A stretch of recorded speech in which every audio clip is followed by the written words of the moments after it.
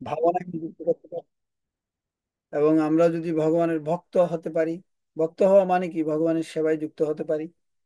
আর এই কপাল দিয়ে যদি আমরা ভগবানকে প্রণাম করতে পারি, আরেকটা হচ্ছে আমরা যদি ভগবানের পূজা করতে পারি, ভগবানকে পত্র, পুষ্প, জল, ফল এগুলো যদি ভগবানকে নিবেদন করতে পারি, তাহলে আমরা নিঃসন্দেহ অন্তিমে আমরা ভগবানকে লাভ করতে পারবো। আমরা দুটো শ্লোকের রেফারেন্স দিয়েছিলাম।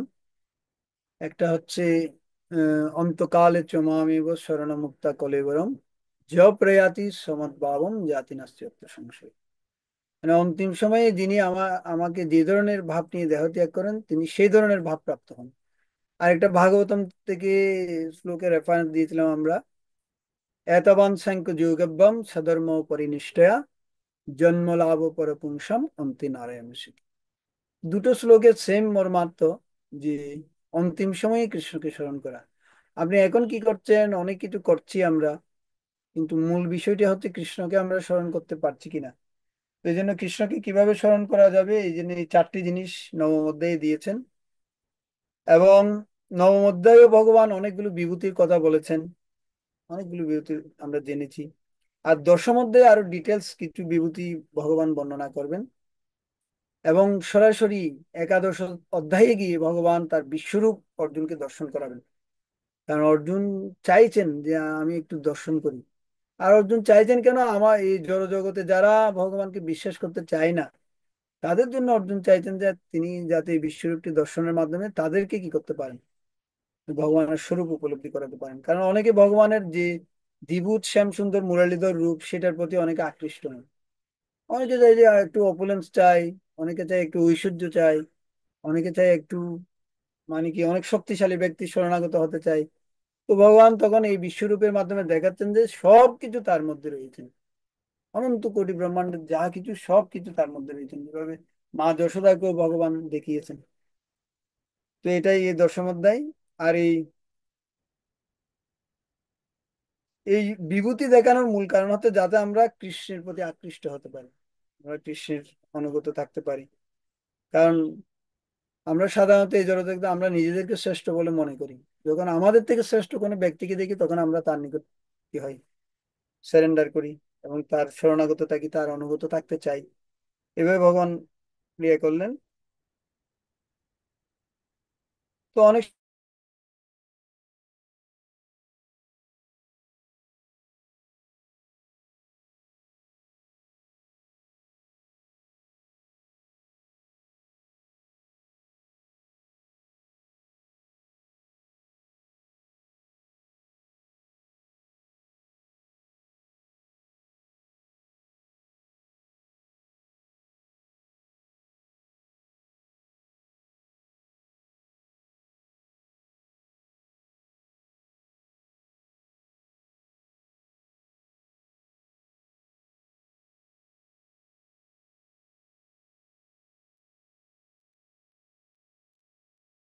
মানে কি নেটওয়ার্ক ডিস্টার্ব করছে নাকি বাবা?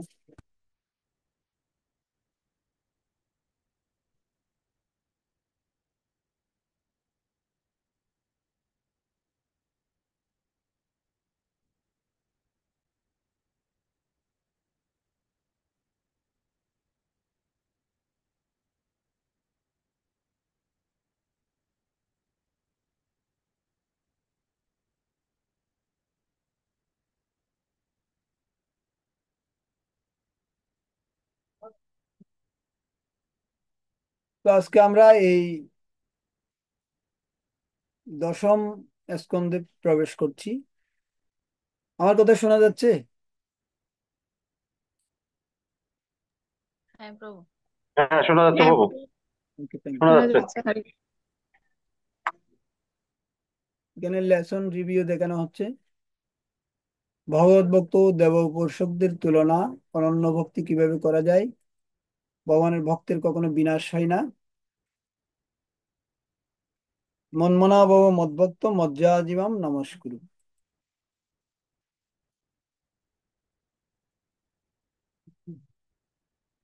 হম প্রাককথন, এটা একজন একটু পড়ুন, দেখা যাচ্ছে? এখন এই অধ্যায়ে তিনি তার বিশেষ বিভূতির কথা অর্জুনকে শোনাচ্ছেন। পূর্ববর্তী অধ্যায়ে তিনি তার বিভিন্ন শক্তির কথা বিশ্লেষণ করে শুনিয়েছেন, যাতে অর্জুনের হৃদয়ে দৃঢ় ভক্তির উদয় হয়। এই অধ্যায়ে তিনি আবার অর্জুনকে তার বিবিধ প্রকাশ ও বিভূতির কথা শোনাচ্ছেন। হরে কৃষ্ণ।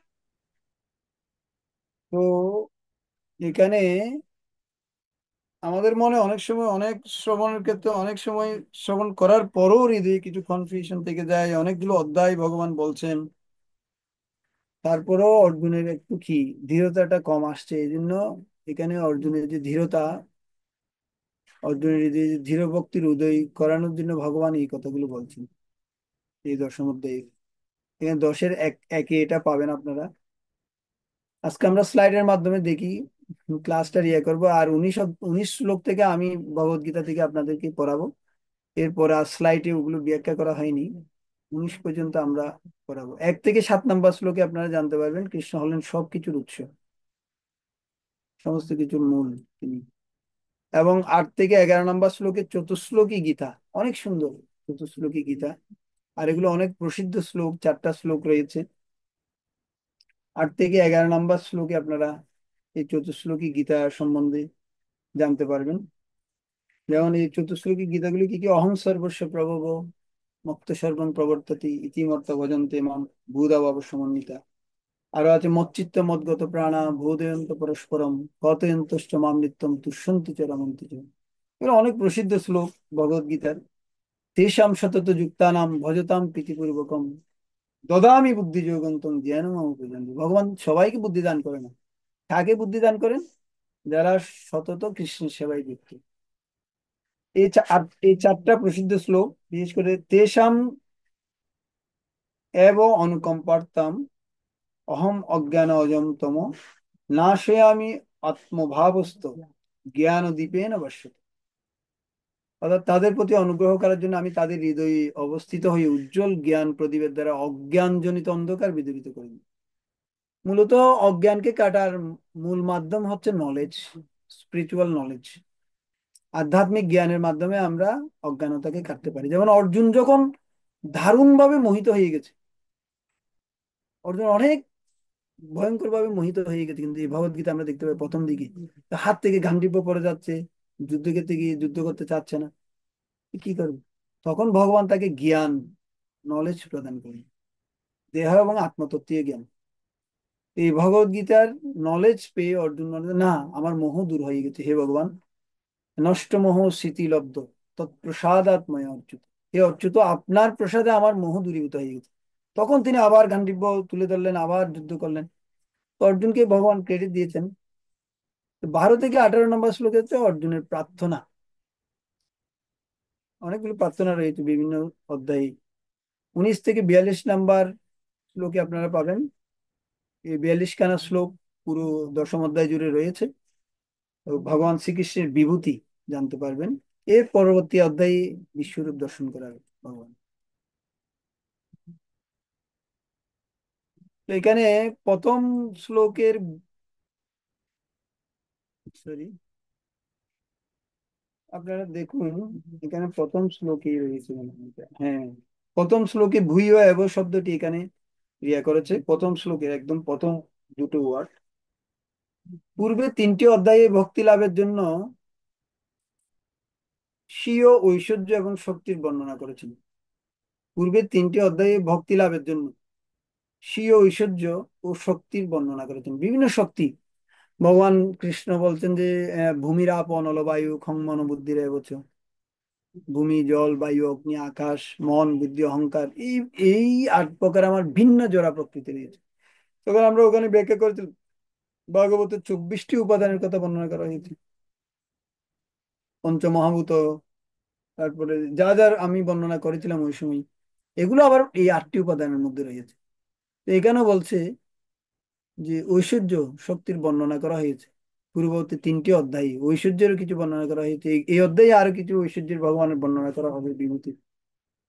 তো এখন তার পুষ্টির ও বৃদ্ধির জন্য পুনরায় দশম অধ্যায়ের আবার বর্ণনা করা হচ্ছে, যাতে ফেইথ এন্ড কনভিকশন আরো বাড়ে আমাদের। তারপর এখানে দেখুন, এর পরবর্তীতে সিনুমে পরমং বচন, এর ওই লাইনেরই পরের অংশটি। তো পুনরায় এখানে একটু ভুল হয়েছে, পুনরায় শ্রবণ করো, অর্থাৎ বর্তমান বর্ণিত বিষয় পরম উৎকৃষ্ট। তো এই পুনরায় কেন শ্রবণ করতে বলছি? কারণ আমরা অনেক বিষয় একবার শ্রবণ করলে ওটাতে কি পাই না, ওটা আমাদের অনেক সময় মনেও থাকে না। যেমন আপনি ধরেন বাজারে যাচ্ছেন, আপনাকে আপনার মা বললো যে দুধ নিয়ে আসবে, দুধ নিয়ে আসবে, দুধ নিয়ে আসবে, অবশ্যই নিয়ে আসবে দুধ, কারণ আমাকে পায়েস বানাতে হবে, ভক্তরা আসবে। তো এটা তিনবার বলার কারণটা কি? কে বলবেন কেন তিনবার বলা হয়েছে? হুম? তো কেন বলতে মনে রাখার পুনরায় জন্য। শ্রবণ করো? হ্যাঁ, মনে রাখার জন্য। যাতে মনে থাকে, কারণ কি পায়েসটা খুবই ইম্পর্টেন্ট। প্রতিদিন তো হ্যাঁ। অন্য ডাল সবজি দিচ্ছে, আজকে স্পেশাল লোকেরা আসবে, অবশ্যই একটা পায়েস বানাতে হবে, ওদেরকে পায়েস দেবো, টক দেবো, এটা হচ্ছে গুরুত্ব স্পেশাল আইটেম। হ্যাঁ, বেশি, গুরুত্ব গুরুত্ব বেশি। গুরুত্বটা বোঝানোর জন্য। আচ্ছা, মহাপ্রভু কোন শ্লোকে বলেছেন যে এই গুরুত্বটার বিষয়? কি বলতে পারবেন? হুম? সিনুমে পরমম বচন। যে হরিনামের শ্লোক ব্যাখ্যা করতে গিয়ে কোন জায়গায় বলেছেন? হরে নামৈব হরে নামৈব হরে নামৈব কেবলম খলো নাস্তাইব গতিরন্যথা। ভেরি গুড, এটাই হচ্ছে কি। কেন এটা এত জোর দিয়ে বলা হচ্ছে? কারণ এই কলিযুগে হরিনাম ছাড়া আর কোনো গতি নেই, আর কোনো গতি নেই, আর কোনো গতি নেই। তো এখানে বলছে তুমি পুনরায় আবার শ্রবণ করো এই বিভূতি। এটা একটু পড়ুন, অভিজিৎ প্রভু, এই সরি, অচ্যুত অভিজিতের সুপ্রভু। হরে কৃষ্ণ, ধন্যবাদ, প্রণাম প্রভু। বিভূতি যোগ ব্রহ্মসংহিতাতে বলা হয়েছে যে শ্রীকৃষ্ণই হচ্ছেন পরমেশ্বর ভগবান, তার থেকে শ্রেষ্ঠ আর কেউ নেই। তিনি সর্বকারণের পরম কারণ। এখানেও ভগবান নিজেই বলেছেন যে তিনি সমস্ত দেবদেবী ও ঋষিদের উৎস। এমনকি দেবদেবী এবং ঋষিরাও শ্রীকৃষ্ণকে জানতে পারেন না, তারা তার নাম ও স্বরূপকে উপলব্ধি করতে পারেন না। সুতরাং এই অতি ক্ষুদ্র গ্রহের তথাকথিত পণ্ডিতদের জ্ঞান যে কতটুকু তা সহজেই অনুমেয়। হরে কৃষ্ণ। ভগবদ গীতার দশম অধ্যায় 2 নম্বর শ্লোকে আপনারা এই পার্পটের প্রথম দিকে পাবেন। দেখুন, প্রথম 3-5 লাইন একটু দাগিয়ে রাখতে পারেন, এটা অনেক ইম্পর্টেন্ট, প্রভুপাদ পার্পট দিয়েছেন। এটা একটু পড়ুন প্রভু। হরে কৃষ্ণ। যদিও মহান মহান দেবতা ও ঋষিরা পর্যন্ত তাকে জানতে পারেন না, কিন্তু তোমাদের হৃদয়ের দ্বারা তিনি জ্ঞাত হতে পারেন। অজিত জিত পিয়াসী, যদিও তিনি অজিত, কিন্তু এই পন্থার মাধ্যমে তিনি জিত হন। তাই তোমাদের এই পন্থাই কেবল গ্রহণ করতে হবে। এই পন্থার কোনোই বিকল্প নেই। এছাড়া কোনোভাবেই তাকে জানতে পারবে না, কারণ আমাদের চেয়ে মহান মহান দেবতারাও সুরাগাব সুরাগনা জানতে পারেন না। ভগবদ্গীতার দশম অধ্যায়ের দ্বিতীয় এবং তৃতীয় শ্লোক। নিউ ইয়র্ক, জানুয়ারি 1, 1967 সাল। 2 এবং 3 নম্বর শ্লোক। নমে বিদু সুর সুরগণা প্রভয় ন মহর্ষয়। দেবতা এবং মহর্ষিরা আমার উৎপত্তি অবগত হতে পারে না, এখানে বলছেন। এই শ্লোকের ভিত্তিতে প্রভুপাদ এই প্রবচনটি দিয়েছিলেন। তো নমো এটা তুলে ধরা হয়েছে। শিল প্রভুপাদ কি জয়। জয়। তো এখানে কৃষ্ণের স্থিতি বা বিভূতি বর্ণনা করা হচ্ছে, তিনি হচ্ছেন সবকিছুর উৎস, কেউ তাকে জানতে পারে না। কিন্তু কিভাবে তাকে জানা যায়? কেন তাকে জানতে পারে না? সৃষ্ট ও সৃষ্টিকর্তার উৎস জানতে পারে না। কেন জানতে পারে না? এটা বিশাল। আমরা হচ্ছে অণু, অণু হইয়া আমরা বৃহৎকে কিভাবে জানবো? যেমন এক সমুদ্র জল, এক ফোঁটা জলের মধ্যে বিশাল পার্থক্য, কিন্তু আবার পরিমাণগতভাবে পার্থক্য, কিন্তু এটা কি, ওটার কোয়ালিটি একই, কিন্তু পার্থক্য আছে। তেমনি আমরা হচ্ছে ক্ষুদ্র আত্মা, আমাদের স্বরূপ হচ্ছে সচ্চিৎ আনন্দময়, ভগবানের স্বরূপ হচ্ছে সচ্চিৎ আনন্দময়, কিন্তু ভগবান হচ্ছে বৃহৎ আর আমরা হচ্ছে ক্ষুদ্র। এর বলতেন অনুরণীয়ান মহত মহিয়ান। তো কিন্তু আবার ক্ষুদ্র ক্ষুদ্র অণু পরমাণুর মধ্যে ভগবান আছেন। আবার বৃহৎ খাতি বৃহৎ কি, তিমি মাছ, ত্রিমিঙ্গিল মাছ, সবার দেহে ভগবান রয়েছেন। তো এটা হচ্ছেন ভগবানের বিশেষত্ব। তাহলে আমরা ভগবানকে কিভাবে জানতে পারবো, এখন প্রশ্ন। তিনি যদি নিজেকে বর্ণনা করেন, তিনি যদি নিজেকে প্রকাশ করেন, তখন আমরা তাকে জানতে পারবো। আমাদের নিজেদের প্রচেষ্টায় ভগবানকে জানতে পারবেন। যেমন হিরণ্যকশিপু, রাবণ, এরা ভগবানকে যথাযথ উপলব্ধি করতে পেরেছিল। দুর্যোধন, তারপর যারা যারা ছিল, তারা তো ভগবানের সাথেই ছিল, কিন্তু তারপরে ওভাবে তারা কি জানতে পারেনি। কিন্তু তিনি যদি যাদের কাছে প্রকাশ করেছেন, যেমন অর্জুন, যুধিষ্ঠির মহারাজ, এরা ভগবানকে জানতে পেরেছে। কুন্তী দেবী, দ্রৌপদী, এরা ভগবানকে জানতে পেরেছে। ভগবান হচ্ছেন অজ, জন্মরহিত। তিনি মা যশোদার কাছে, এই, দেবকীর কাছে আবির্ভূত হলেন শঙ্খ চক্র গদা পদ্ম নিয়ে। তার মাথায় ময়ূর পেচ্ছ আছে, তারপর গলায় বৈজয়ন্তী মালা আছে। অজ, জন্মরহিত, তারপরেও তিনি জন্মগ্রহণ করেন। তিনি প্রথমে বসুদেবের হৃদয়ে আসলেন, তারপর বসুদেবের হৃদয় থেকে দেবকীর হৃদয়ে গেলেন। হৃদয় থেকে হৃদয়ে ট্রান্সফার। এ নয় যে আমাদের মতো কি সঙ্গের মাধ্যমে তিনি উৎপন্ন হইতেন, এরকম না। তিনি হচ্ছেন অজ, ভগবান। এবং আমরা ব্রহ্মারও জন্ম দেখতে পাই, ভগবানের নাভি থেকে ব্রহ্মার জন্ম হয়েছেন। তিনি হচ্ছেন অনাদি, তার কোনো আদি নেই। বলে যে সামনের ট্রেনটা কে টানছে, সামনের বগিটা কে টানছে, আমরা ডিসকভারি সেলফে বলি, সাতত্য কোর্সে বলি। তো এর কোনো কি নেই, ইঞ্জিনটাই টানছে। আর ইঞ্জিনটাকে কে টানছে যদি প্রশ্ন করে, তাহলে কিভাবে হবে? তো তার কোনো আদি নেই। তিনি হচ্ছেন সমস্ত অনাদির আদি গোবিন্দ। তিনি সমস্ত গ্রহলোকের মহেশ্বর, সর্বলোক মহেশ্বর। ভগবদ্গীতা আছে না, সমস্ত গ্রহলোকের মহেশ্বর তিনি। কৃষ্ণের এই স্থিতি জানার ফল কি হবে? তিনি মোহ থেকে মুক্ত হয়ে যাবে। যেভাবে অর্জুন আমরা দেখতে পাই প্রথমে মোহিত হয়ে গেছে, যুদ্ধ করতে চাচ্ছে না। যখন তার স্থিতি জানতে পেরেছে, ভগবানকে জানতে পেরেছে, ভগবানের স্বরূপ জানতে পেরেছে, তখন তিনি নষ্ট মোহ স্মৃতিলব্ধ, তার সমস্ত মোহ দূরীভূত হয়ে গেছে, ভয় দূরীভূত হয়ে গেছে। এই সমস্ত পাপ থেকে মুক্ত হয়ে যাবেন। তো এখানে এই যে দেখুন, এই যে 25 জন মহর্ষিরা হচ্ছেন সমগ্র ব্রহ্মাণ্ডের জীবসমূহের পিতৃকুল। দেখা যাচ্ছে, চতুষ্কুমার, সনক, সনন্দ, সনাতন এবং সনত কুমার। সপ্ত মহর্ষি ভৃগু, মরীচি, অত্রি, পুলস্ত, পুলহ, ভৃতু এবং বশিষ্ঠ। আবার বিভিন্ন এরিয়াতে পাবেন, দেখবেন যে আমি মহর্ষিদের মধ্যে আমি ভৃগু। বিভিন্ন জনের মধ্যে যেটা শ্রেষ্ঠ সেটাকে ভগবান বেছে নেই, এরকম ইয়ে রয়েছে। চতুর্দশ মনু, আমরা এখন কি সপ্তম মনু, সায়ম 1 2 3 4 5 6, এই বৈবস্বত মনু মন্বন্তরে আমরা রয়েছি। এইখানে চতুর্দশ মনু, 14 জন মনুর বর্ণনা দেওয়া হয়েছে। স্বয়ম্ভু মনু, সরচিস, উত্তম, তামস, রৈবত, চাক্ষুষ, বৈবস্বত। আমরা এখন বৈবস্বত মনু। বৈবস্বত মন্বন্তরে ভারত বর্ষে, এভাবে বলে না যখন আমাদের ইয়া করা হয়। তো এই যে বৈবস্বত মনুর ইয়াতে রয়েছে আমরা এখন। এখানে আরো অনেক মনুর ইয়া রয়েছে। দর্পণে বলে আর কি। হ্যাঁ। তো এই চতুশ্লোকী গীতার 8 নম্বরে আপনারা যান। 8 নম্বরে এখানে আমি প্রথমে একটু বলেছি, অহং সর্বস্ব প্রভু। তো তিনি 8 নম্বর শ্লোকে প্রতিষ্ঠা করেছেন যে তিনি হচ্ছেন পরমেশ্বর ভগবান। অহং সর্বস্ব প্রভু, মত্ত সর্বং প্রবর্ততি ইতিমত্ত ভজন্তে মাম ভূতভাব সমন্বিত। অহম, অহম মানে আমি।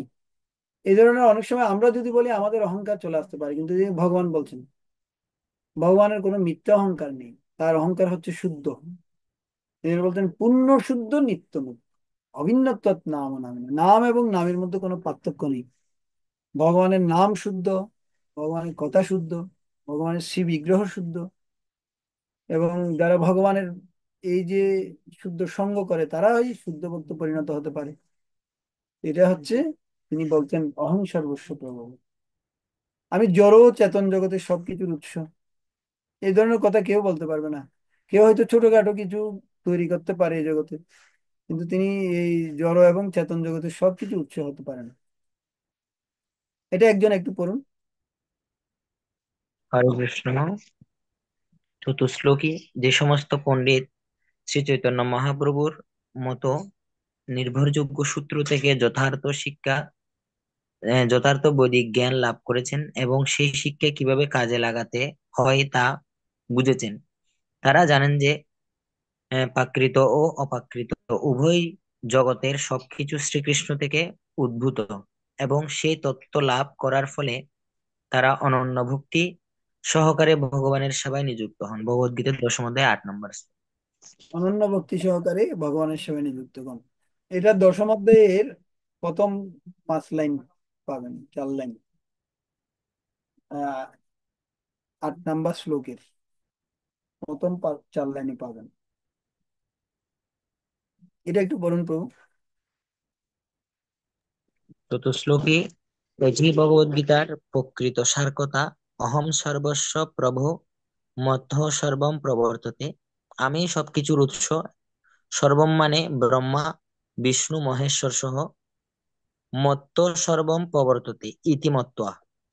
যিনি শ্রীকৃষ্ণকে আদিদেব ব্রহ্মা, বিষ্ণু, মহেশ্বর সহ সবকিছুর উৎসরূপে যথার্থভাবে উপলব্ধি করতে পারেন, তার ভজনই যথার্থ বলে পরিগণিত। প্রাতঃভ্রমণ, বোম্বে, 3 এপ্রিল 1974 সাল। হরে কৃষ্ণ। অনেক আরাধনা করতে পারেন। এখানে প্রভুপাদ বোম্বেতে যে প্রবচন দিয়েছে সেখানে তিনি বলছেন শ্রীকৃষ্ণ হচ্ছেন সুপ্রিম, এটা আগে মেনে নিতে হবে। আর ভগবত গীতা বুঝার আমরা প্রথম দিকে বলেছি, ভগবত গীতা আপনি বুঝতে পারবেন তখনই যখন আপনি কৃষ্ণকে পরমেশ্বর ভগবান বলে স্বীকার করে নেবেন। নাই তো ভগবত গীতা নিয়ে আপনি অনেক ভক্তি শাস্ত্রী ভক্তি ভেবে অনেক কিছু করে ফেলতে পারেন, কিন্তু যতক্ষণ পর্যন্ত আপনি কৃষ্ণকে supreme personality of god head বলে স্বীকার করতে না পারছেন ততক্ষণ এটা সম্ভব না। আমি একটা বলেছে বিষয় বলেছিলাম আপনাদেরকে যে ব্রহ্মা। অনেকগুলো বড় বড় ব্যক্তিদেরকে নিয়ে, বিজ্ঞানীদেরকে নিয়ে প্রভুপাদ বসে আছে, তাদের জিজ্ঞেস করছে প্রভুপাদ যে ওরা জন্য ইংলিশ মারতেছে, খেয়াল প্রভু করছো? আমাকে মিউট করুন। তো তখন তখন প্রভুপাদ ওদেরকে ভিক্ষার জিজ্ঞেস জন্য করতে যে এই রাহুলও কোর্স করছে ইংলিশ। হরে ওনার কৃষ্ণ নাম সদাপ্রভু, আপনি একটু কাইন্ডলি আনমিউট করুন। সরি। রাহুলও কে দেওয়ার আগে ওর কাছে, ওনার কাছে কোর্স করছে, উনি আমাদের সাথে হরে ক্লাস করছে। কৃষ্ণ সজীব প্রভু, ইয়েস, থ্যাংক ইউ। হরে কৃষ্ণ চতুশ্লোকী এটি ভগবদ্গীতার প্রকৃত সার কথা। এটা একবার বলা হয়েছে, একবার পড়েছেন, ওটার উপরে আমি ব্যাখ্যা করছিলাম, আপনি কথা বলছেন এই কারণে আমার ওটা তথ্যটা ছুটে গেছে। কি বলছিলাম প্রভু, অচ্যুত প্রভু? প্রভু, ওই যে শ্রী প্রভুপাদ একবার বিজ্ঞানীদের সাথে সমাবেশ আলোচনা করছিলেন হ্যাঁ, ওটা এরকম। আমি এর আগের একটা ক্লাসও আপনাদেরকে বলেছিলাম। জিজ্ঞেস করছিল যে কে ভগবান, তখন ওরা কেউ বলতে পারছে না, কারণ ওরা তো বিভিন্ন ধ্যান ধারণা নিয়ে ব্যস্ত। তখন প্রভুপাদ বলছিলেন যে কি, এই সরস্বতীকে ডেকেছে, ছোট্ট একটা বালিকা সরস্বতী। তো সরস্বতীকে জিজ্ঞেস করছে হু ইজ গড, ভগবান কে?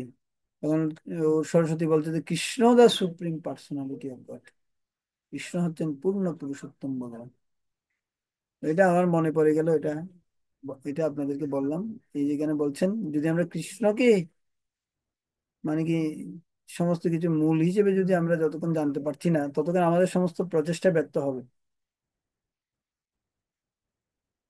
এই ভজনটা তখনই যথার্থ হবে, প্রভুপাদ বলতেন, যখন আমরা কৃষ্ণকে কি করবো কেন্দ্রে রেখে, কৃষ্ণ যে সুপ্রিম সেটা কি করবো।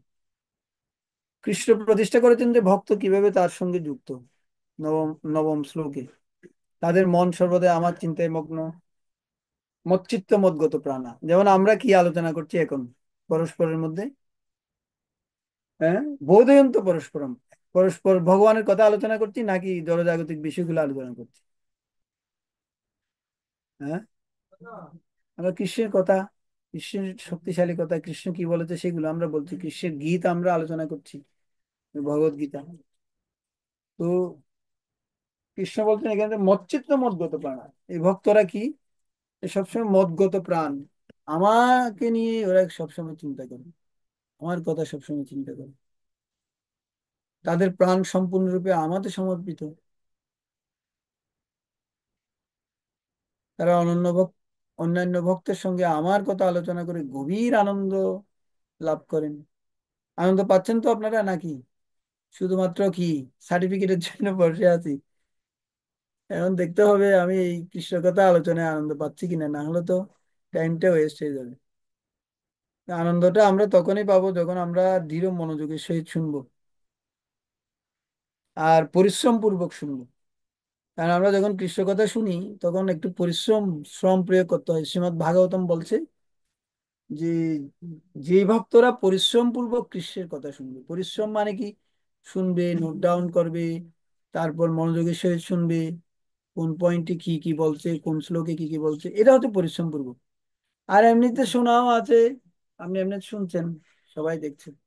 আর পরিশ্রম পূর্বক যখন শুনবেন তখন সেখান থেকে আপনি লাভ উঠাতে পারেন।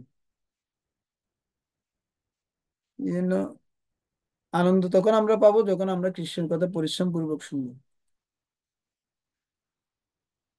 এটাই ভগবানের সংস্পর্শ ব্যতীত জল ছাড়া মাছের মতো আমরা। এখানে উদাহরণ দিয়েছে, এই ওই শ্লোকেই আছে উদাহরণটা, তাৎপর্য প্রভুপাদ দিয়েছেন। জল ছাড়া যেভাবে মাছ বাঁচতে পারে না, তেমনি আমরাও ভক্ত সঙ্গ ছাড়া বাঁচতে পারবো না। এই জন্য প্রভুপাদ আমাদের জন্য এই ভক্তি শাস্ত্রী, ভক্তি বৈভব, বিভিন্ন ধরনের কোর্সের আয়োজন করেছেন। প্রভুপাদ সারা দিনে রাতে 24 ঘন্টায় অ- অল্প সংখ্যক ঘুমিয়ে, 2-3 ঘন্টা ঘুমিয়ে এই গ্রন্থগুলো লিপিবদ্ধ করেছেন, যাতে আমরা এই ভক্ত সঙ্গ লাভ করতে পারি। এই যে আমরা সুন্দর স্লাইড পাচ্ছি, এটা কেউ না কেউ তো বানিয়েছে না? বিশেষ করে আমাদের অতুল কৃষ্ণ প্রভু এটা ডিজাইন করেছেন। তারপর অন্য কোনো ভক্ত শ্রম দিয়ে এটা বাংলা করেছেন, এটা ইংরেজিতে ছিল, তো আমরা এটা সুলভে পাচ্ছি। যেমন আমাদের শিল প্রভুপাদ গ্রন্থগুলো অনেক কষ্ট করে লিপিবদ্ধ করেছেন, এবং উনার প্রিয় শিষ্য ভক্তিচারু স্বামী মহারাজ কি করেছেন, অনেক কষ্ট করে দিন রাত। দেখুন, আমরা ছোটখাটো একটা বই অনুবাদ করতে দিলে কাউকে কতদিন লেগে যায়, অনেক পরিশ্রম করতে হয়, তারপরে বলতে প্রভু এটা দেখি কখন দেওয়া যায়। কিন্তু দেখুন, প্রভুপাদের শিষ্যরা দিন রাতের মধ্যে 24 ঘন্টা পরিশ্রম করে কি করেছেন, এই গ্রন্থ লিপিবদ্ধ করেছেন। তো আমরা যদি একটু গুরুত্ব সহকারে নিই, শ্রবণ করি, তাহলে আমরা এখান থেকে কি পাবো। এটা একজন পড়ুন। হরে কৃষ্ণ প্রভু প্রণাম। হ্যাঁ, বলুন। ভগবানের শুদ্ধ ভক্তের লক্ষণ এই শ্লোকে বিশেষভাবে বর্ণিত হচ্ছে। ভগবত ভক্ত দিনের 24 ঘন্টা ভগবানের লীলা সংগ্রহ কীর্তনের মগ্ন থাকেন। তাদের মন প্রাণ সর্বদাই শ্রীকৃষ্ণের চরণবৃন্দে নিমগ্ন থাকেন, এবং অন্য ভক্তরার সঙ্গে তিনি ভগবানের কথা আলোচনা করেন, গভীর আনন্দ উপভোগ করেন। ভগবত গীতা দশম অধ্যায় 9 নয় নম্বর নম্বর শ্লোক। এটা পাবেন আপনারা। যাই হোক, শুদ্ধ ভক্তদের বর্ণনা করেছে। এই ক্লাস চলবে না। ভগবত ভক্ত দিনের 24 ঘন্টায় ভগবানের লীলা সমূহ কীর্তনে মগ্ন। এখানে কেউ আছেন যে 24 ঘন্টা ভগবানের লীলা শ্রবণে মগ্ন আছেন? কয় ঘন্টা আমরা লীলা শুনি ভগবানের? 24 ঘন্টা শুনি? এখানে বলছেন ভগবত ভক্ত দিনের 24 ঘন্টায় ভগবানের লীলা সমূহ কীর্তনে মগ্ন থাকেন। কীর্তন মানে কি? সুখদেব গোস্বামীর মতো কীর্তন করবে? তো শ্রবণ করলে না আমরা কীর্তন করতে পারবো। আমরা যদি অনেক শুনি তখন আমরা অন্যকে বলতে পারি। শ্রবণটাও জরুরি আছে, কীর্তনটাও জরুরি আছে। এবং তাদের মন প্রাণ সর্বদাই শ্রীকৃষ্ণের চরণারবিন্দে নিমগ্ন থাকে, এবং অন্যান্য ভক্তের সঙ্গে তিনি ভগবানের কথাই আলোচনা করে গভীর আনন্দ উপভোগ করেন। আমরা তো সাধারণত কোনো ভক্তকে পেলে কোন ভক্তের কি দোষ, কোন ব্রহ্মচারীর কি দোষ, কোন গৃহস্থ কি সমস্যা, এগুলো আমরা আলোচনা করি। কিন্তু আমাদের আলোচনা করা উচিত এই বিষয়গুলো, ভগবানের কথা, কোন ভাগবতমের কোন অংশ থেকে কি পড়েছে, গীতা থেকে সে কি পড়েছে। এটাই হচ্ছে দদাতি প্রতিগৃহ্ণাতি। আর এটাই হচ্ছে মচ্ছিত্ত মদগত প্রাণা। এই যে নবম শ্লোকে বর্ণনা করা হচ্ছে মচ্ছিত্ত মদগত প্রাণ। তো এটাই হচ্ছে গুরুত্বপূর্ণ বিষয়। আর বোধয়ন্ত পরস্পরম মানে কি, ভক্তদের মধ্যে এই কথাটি শুধু আলোচনা করা উচিত, কৃষ্ণের কথা। আর কৃষ্ণের কথা যত আমরা আলোচনা করব তত আমরা পরিশুদ্ধ হতে পারবো। এটাই প্রভুপাদ এখানে বলছে। শ্রীমদ্ ভাগবতে হচ্ছে একমাত্র গ্রন্থ যেখানে ভগবান তার ভক্তের অপ্রাকৃত লীলাসমূহ পূর্ণরূপে বর্ণিত হয়েছে। এভাবে কৃষ্ণ ভাবনাময় শুদ্ধ ভগবত ভক্তেরা অপ্রাকৃত সাহিত্য শ্রীমদ্ ভাগবত শ্রবণ করার মাধ্যমে নিরবিচ্ছিন্ন আনন্দ উপভোগ করেন। ঠিক যেমন কোনো যুবক যুবতী পরস্পরের সঙ্গ লাভের ফলে আনন্দ উপভোগ করেন। যখন দুজন যুবক যুবতী যেখানে থাকে সেখানে আর কেউ প্রবেশ করতে পারে না। ওরা ওদের কি কথা যে বলছে, সারাদিন কথা বলে, অনেক সময় দেখা যায় বিভিন্ন বিচে গেলে আপনারা দেখবেন ঘন্টার পর ঘন্টা বসে আছে, কি কথা যে বলছে কোনো ঠিক নেই। ওই একই কথা হয়তো বারবারই বলছে, আমি তোমাকে ভালোবাসি, ও বলছে আমিও তোমাকে ভালোবাসি। এগুলো এটাই ওরা কি। তো এখানে প্রভুপাদ বলতেন আমরাও যদি কি করি, আমরা যদি একমাত্র ভগবানের গ্রন্থ সমূহ লীলা সমূহ ভাবে যদি পরস্পরের মধ্যে আলোচনা করতে পারি, তাহলে কি হবে? হুম। এটাই আমাদের আলোচনা করা উচিত, এটাই আমাদের একমাত্র আলোচ্য বিষয় হওয়া উচিত, কৃষ্ণের বীর্যবতী কথা। আর এটার ফলে আমাদের হৃদয় শুদ্ধ হয়ে যাবে। শতাম প্রসঙ্গাত মম বীর্য সংবিদ ভবন্তি হৃৎকর্ণ রসায়নাকুতা তজ্জোষণাতাসু অপবর্গ বদমনি শ্রদ্ধার অতির ভক্তি অনুপ্রবেশ। তো শ্রদ্ধাটা খুবই গুরুত্বপূর্ণ, কারণ কৃষ্ণ কথা শুনতে হলে যদি আমাদের শ্রদ্ধা না থাকে, অহংকারী বা দাম্ভিক মনোভাব থাকে, আমরা কখনো কৃষ্ণকে উপলব্ধি করতে পারবো না।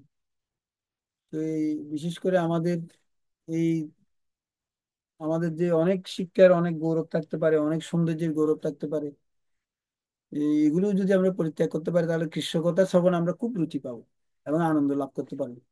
এটা দশম অধ্যায়ের 9 নম্বর শ্লোকে বর্ণনা করা হয়। 10-11 নম্বর শ্লোকে প্রীতিময় ভগবানের সেবায় যুক্ত ভক্তের সঙ্গে ভগবান কৃষ্ণ কিভাবে সম্পর্কিত। ভক্তকে শুদ্ধ জ্ঞানজনিত বুদ্ধিযোগ দান করেন ভগবান। কখন দান করেন? যখন সেবায় সন্তুষ্ট হন, আপনাতেই দেবে না। যেমন আমরা বলি যে আমি খুব বিনয়ী প্রভু, আমি খুব বিনয়ী। বিনয় গুণটা আমরা অনেক সময় দেখাই, কিন্তু বিনয় গুণটা আপনাকে ভগবান কখন দান করবে? যখন আপনি ভগবানকে অনেক সেবা করবেন, ভগবানকে সেবা করার মাধ্যমে সেবা করতে করতে করতে করতে ওই বিনয় গুণটা ভগবান কৃষ্ণ আপনাকে দেবেন। আর ওই বিনয়ীটা যখন আমরা পাবো, তখন আমাদের আর অন্য কোনো গুণের কি নেই। বিনয় গুণটাই আমাদের মেইন বিষয়। এই বুদ্ধিযোগটা কখন ভগবান দান করেন? শুদ্ধ জ্ঞান জনিত বুদ্ধিযোগ। হ্যাঁ, যখন ভগবান প্রসন্ন হন ভক্তের প্রতি।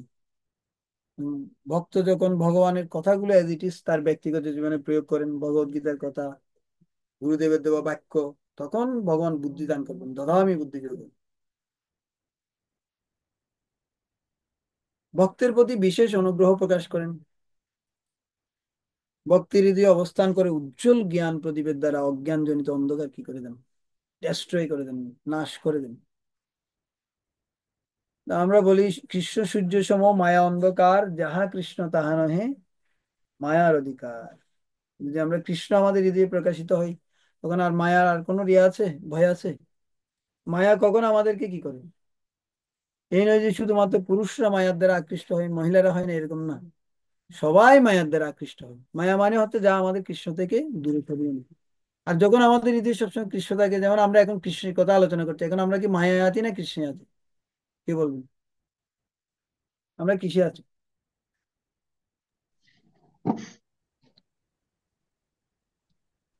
কৃষ্ণে কৃষ্ণে আছে। আমরা কৃষ্ণ মনে আছি। তাহলে আপনি এটা পড়ুন, এই চতুশ্লোকী বোম্বেতে প্রভুপাদ বলছেন। এটি তাদের জন্য এক বিশেষ অনুগ্রহ, তেষাম এবানু কম্পার্থম। তাই যদি কৃষ্ণ কারোর হৃদয় থেকে অজ্ঞানতা দূর করেন, তবে কিভাবে সেই ব্যক্তি স্বল্প বুদ্ধিমান হতে পারেন? যদি কেউ সবচেয়ে যথার্থ বুদ্ধিমান ব্যক্তি দ্বারা পরিচালিত হন, তবে কিভাবে তিনি স্বল্পজ্ঞানী হতে পারেন? তাই মায়াবাদীদের এই অপবাদ ভক্তিপথ স্বল্পবুদ্ধি মানুষের জন্য এবং জ্ঞানের পথ উন্নত শ্রেণীর মানুষের জন্য খণ্ডনের জন্য ভগবান বলেছেন, না, কখনোই ভাববে না যে ভক্তরা কম বুদ্ধিমান, কারণ আমি তাদের পরিচালনা করি। প্রাতঃভ্রমণ, বম্বে, 1974। কে পরিচালনা করে, প্রভুপাদ নাকি ভগবান? ভগবান। এখানে ভগবানের কথাই বলেছেন। কারণ কেউ যখন ভগবানের শরণাগত হয়, ভগবানের সাথে যুক্ত হয়, ভগবানের নাম করে, ভগবানের শ্রী বিগ্রহ দর্শন করে, ভগবানের ভক্ত সঙ্গ করে, ভগবানের অপ্রাকৃত শুদ্ধ প্রসাদ গ্রহণ করে, তখন আর সে কম বুদ্ধিমান? কম বুদ্ধিমান যারা যারা মিট ইটিং করে, গ্যামলিং করে, ইলিসিট সেক্স করে, তারপর কি নেশা করে, এই ধরনের ব্যক্তিগুলো কি কম বুদ্ধিমান? আর ওদের ব্রেনটাও কি সেরকম ড্যামেজ করে দিয়েছে ভগবান। এই পরবর্তীতে পশু যোনি প্রাপ্ত হবে, দুঃখ ভোগ করবে। কিন্তু যারা কৃষ্ণের আরাধনা করে, কৃষ্ণের ভক্তি অনুশীলন করে, তারা কি হবে? আস্তে আস্তে এই এই জগতের বন্ধন থেকে মুক্ত হয়ে ভগবানের ধাম প্রাপ্ত হতে পারবে। এটা হচ্ছে একটা সুবিধা। অর্জুনের কিছু প্রতিক্রিয়া এখানে বর্ণনা করে, তোমার বিভূতি সমূহ তুমি যা বলেছো তা আমি সত্য বলে মনে করি, বিস্তারিত শুনতে আমি ইচ্ছা করি। কেন? যাতে আমি সর্বদাই তোমাকে চিন্তা করতে পারি।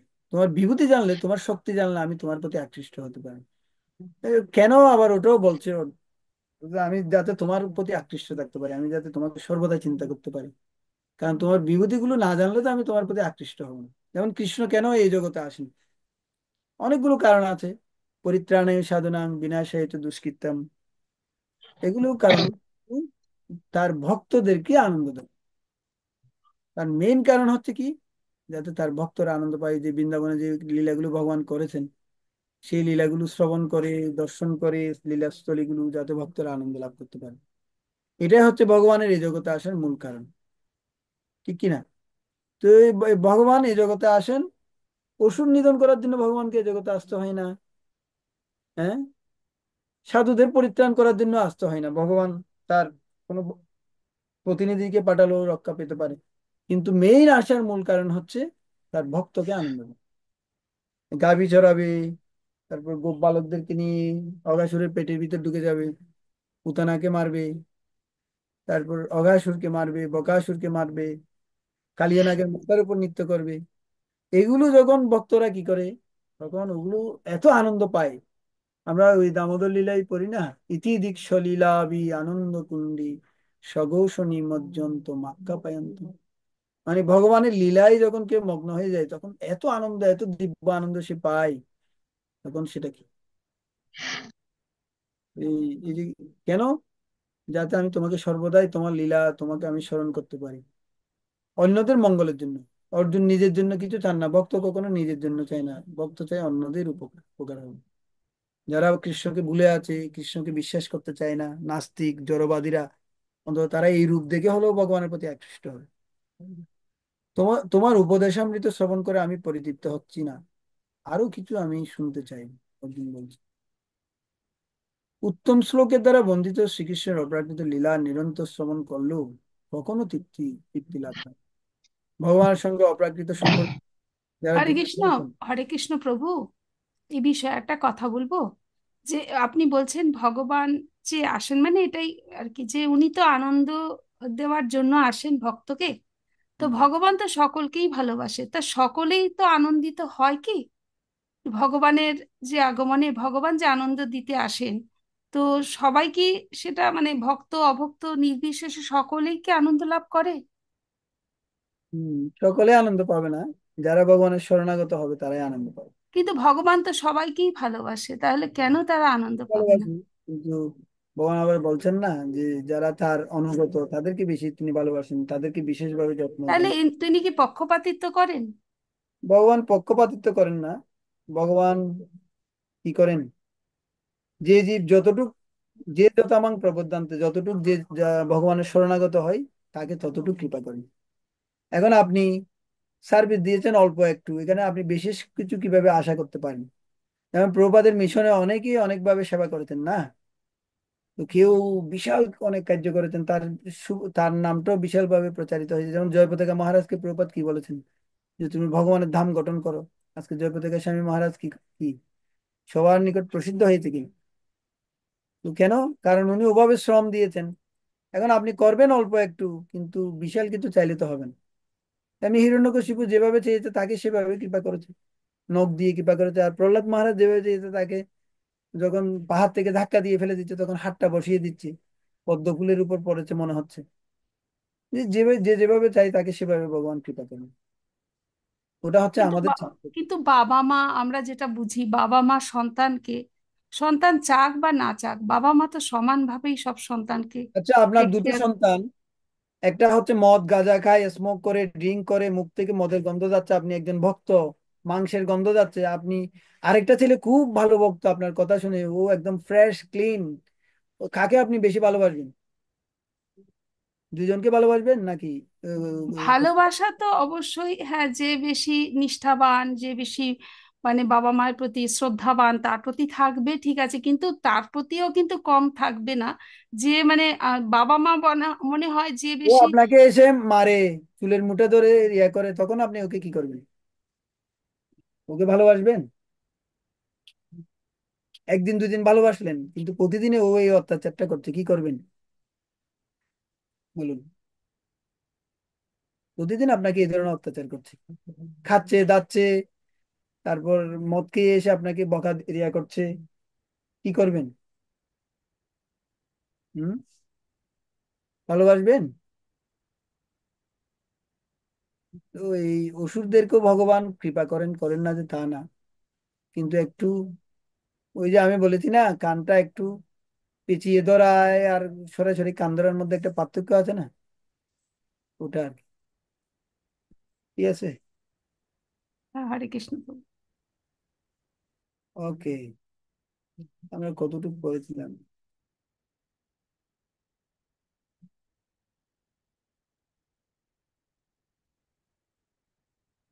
এটা আমরা পড়েছি।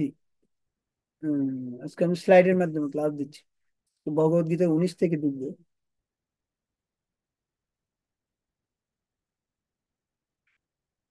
তো এখানে অর্জুনের প্রতিক্রিয়া আমরা পড়েছিলাম মনে হয়, এটাও পড়েছি। যখন শ্রীকৃষ্ণের বংশীধ্বনি ব্রহ্মার মুখ থেকে উচ্চারিত হয়, তখন তা হয় গায়ত্রী। এভাবে শ্রীকৃষ্ণের বংশীধ্বনির দ্বারা প্রভাবিত হয়ে জড়জগতের প্রথম সৃষ্ট জীব ব্রহ্মা সমস্ত বৈদিক জ্ঞান প্রবর্তন করেন। এটা শ্রী চৈতন্য মহাপ্রভুর শিক্ষা গ্রন্থ থেকে তুলে ধরা হয়েছে। এর বিভূতি এখানে একটা, বংশীধ্বনির মাধ্যমে যে যদি বৈদিক জ্ঞান এভাবে প্রকাশিত হয়ে যেতে পারে, তাহলে কৃষ্ণের মধ্যে কি ধরনের বিভূতি আছে দেখুন, এটা আমরা কল্পনা করতে পারিনি। এটা চৈতন্য মহাপ্রভুর শিক্ষা থেকে তুলে ধরেছেন। তো এখন এখানে ভগবান কোনটার মধ্যে কি কি এই বিষয়ে বর্ণনা করছেন, এখানে ডিটেলস বর্ণনা করেনি। তো 19 নম্বর শ্লোক থেকে আমরা তাইলে একটু ডিটেলস বর্ণনা করবো। এখানে স্লাইড প্রায় শেষ করে দিয়েছে, দেখুন। উম উপসংহার দিয়ে দিয়েছে। জীবন ধারণের অনাবশ্যকতাগুলির জন্য শুদ্ধ ভক্ত কোন রকম উদ্বেগগ্রস্ত হন না, তার উদ্বিগ্ন হবার প্রয়োজন নেই, কারণ তার হৃদয় থেকে অজ্ঞানতার অন্ধকার দূর হয়ে যাওয়ার ফলে পরমেশ্বর ভগবান আপনা থেকেই তার সমস্ত প্রয়োজন মিটিয়ে দেন। কারণ ভক্তের ভক্তিযুক্ত সেবায় ভগবান অত্যন্ত প্রীত হন। এটি হচ্ছে ভগবদ গীতা সারমর্ম। যাই হোক, আমরা এখানে এখন 19 পর্যন্ত স্লাইডে ব্যাখ্যা করেছে, এরপরে আর ব্যাখ্যা করেনি, কারণ ওখানে এরপর থেকে আহ, বিভূতিগুলো বর্ণনা করা হয়েছে। আমরা একটু দেখাচ্ছি ভগবদ গীতা থেকে।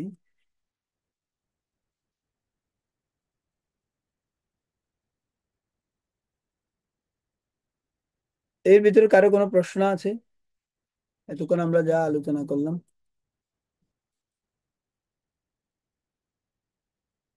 কারো কোনো প্রশ্ন আছে?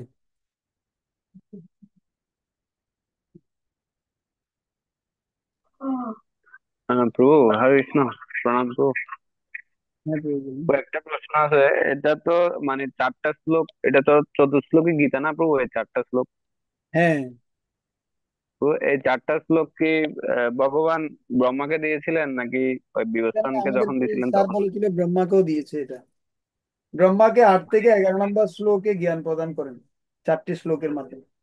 অহং সর্বস্ব প্রভব, তারপরে হচ্ছে যে মচ্চিত্ত মদ্গত প্রাণা, তারপরে হচ্ছে যে তেষাম সতত যুক্তানাম, তারপরে হচ্ছে তেষাম এবং অনুকম্পাত্তাম। 4টা শ্লোকে ব্রহ্মাকে দিয়ে।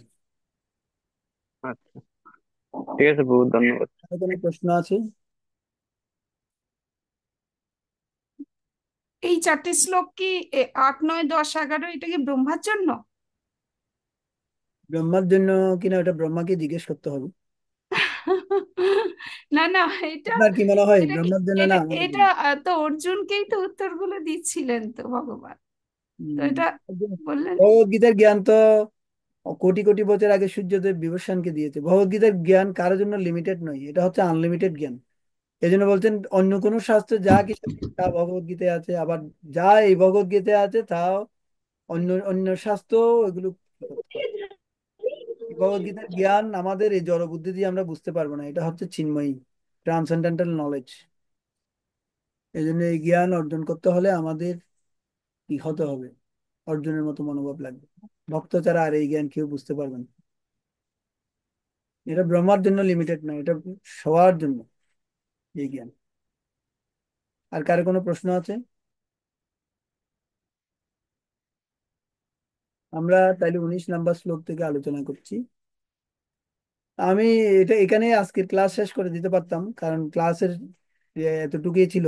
এই দশম অধ্যায়, দশম অধ্যায়টা এখানে শেষ করে দেবো নাকি বাকি শ্লোকগুলো আলোচনা করবো, আপনারা বলুন, আপনাদের কিছু মতামত করুন। গুলো একটু কাইন্ডলি আলোচনা করলে ভালো হয়।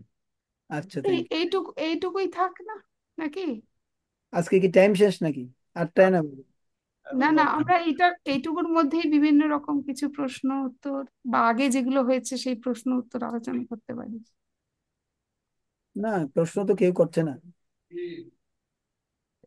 সবাই বুঝে গেছে তো, প্রশ্ন করছে না। তো এখানে 19 নম্বর শ্লোকে বলতেন, হে অর্জুন, আমি তাপ প্রদান, এখানে মূলত আমরা একটু জানবো ভগবান কি কি করে, এগুলো এখানে লেখা আছে। আমি তাপ প্রদান করি, আমি বৃষ্টি বর্ষণ করি ও আকর্ষণ করি। এগুলো আমরা জানলে আমাদের জন্য খুব লাভ হবে ভগবানের ঐশ্বর্য, কারণ আমরা সাধারণত পড়ি না। আমরা এত কাজকর্মে ব্যস্ত থাকি, এখন একটু পড়ার সুযোগ আমরা পাচ্ছি ভক্তের সঙ্গে। আমি বৃষ্টি বর্ষণ করি, আকর্ষণ করি, এবং সমস্ত জীবকে তিনি আকর্ষণ করেন।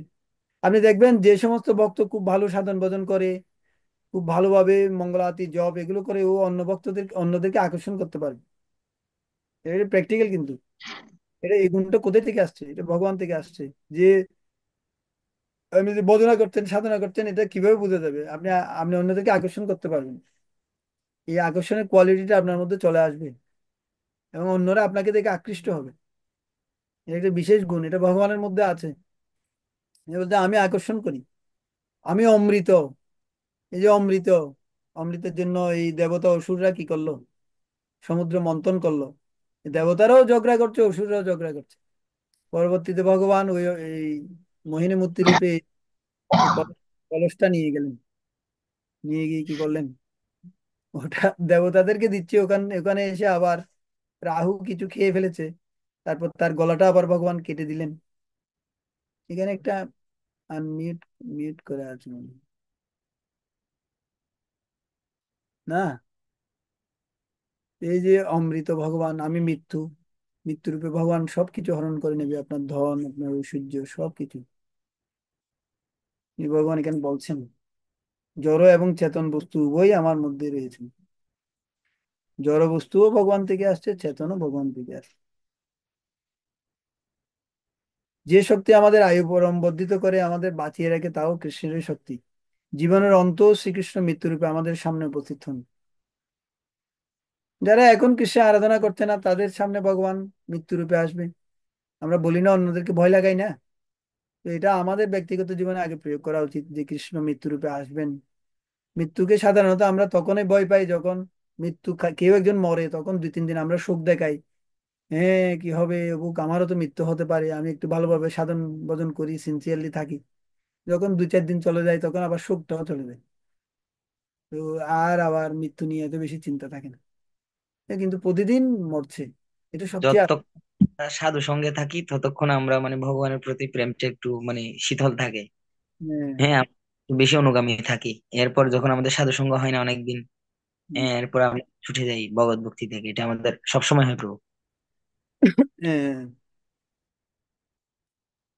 ত্রিবেদজ্ঞগণ যজ্ঞ অনুষ্ঠান দ্বারা আমাকে আরাধনা করে যজ্ঞ অবশিষ্ট সোমরস পান করে। ওই আমরা ত্রিবেদজ্ঞ নিয়ে আমরা ওই দিন আলোচনা করেছিলাম মনে হয়, না?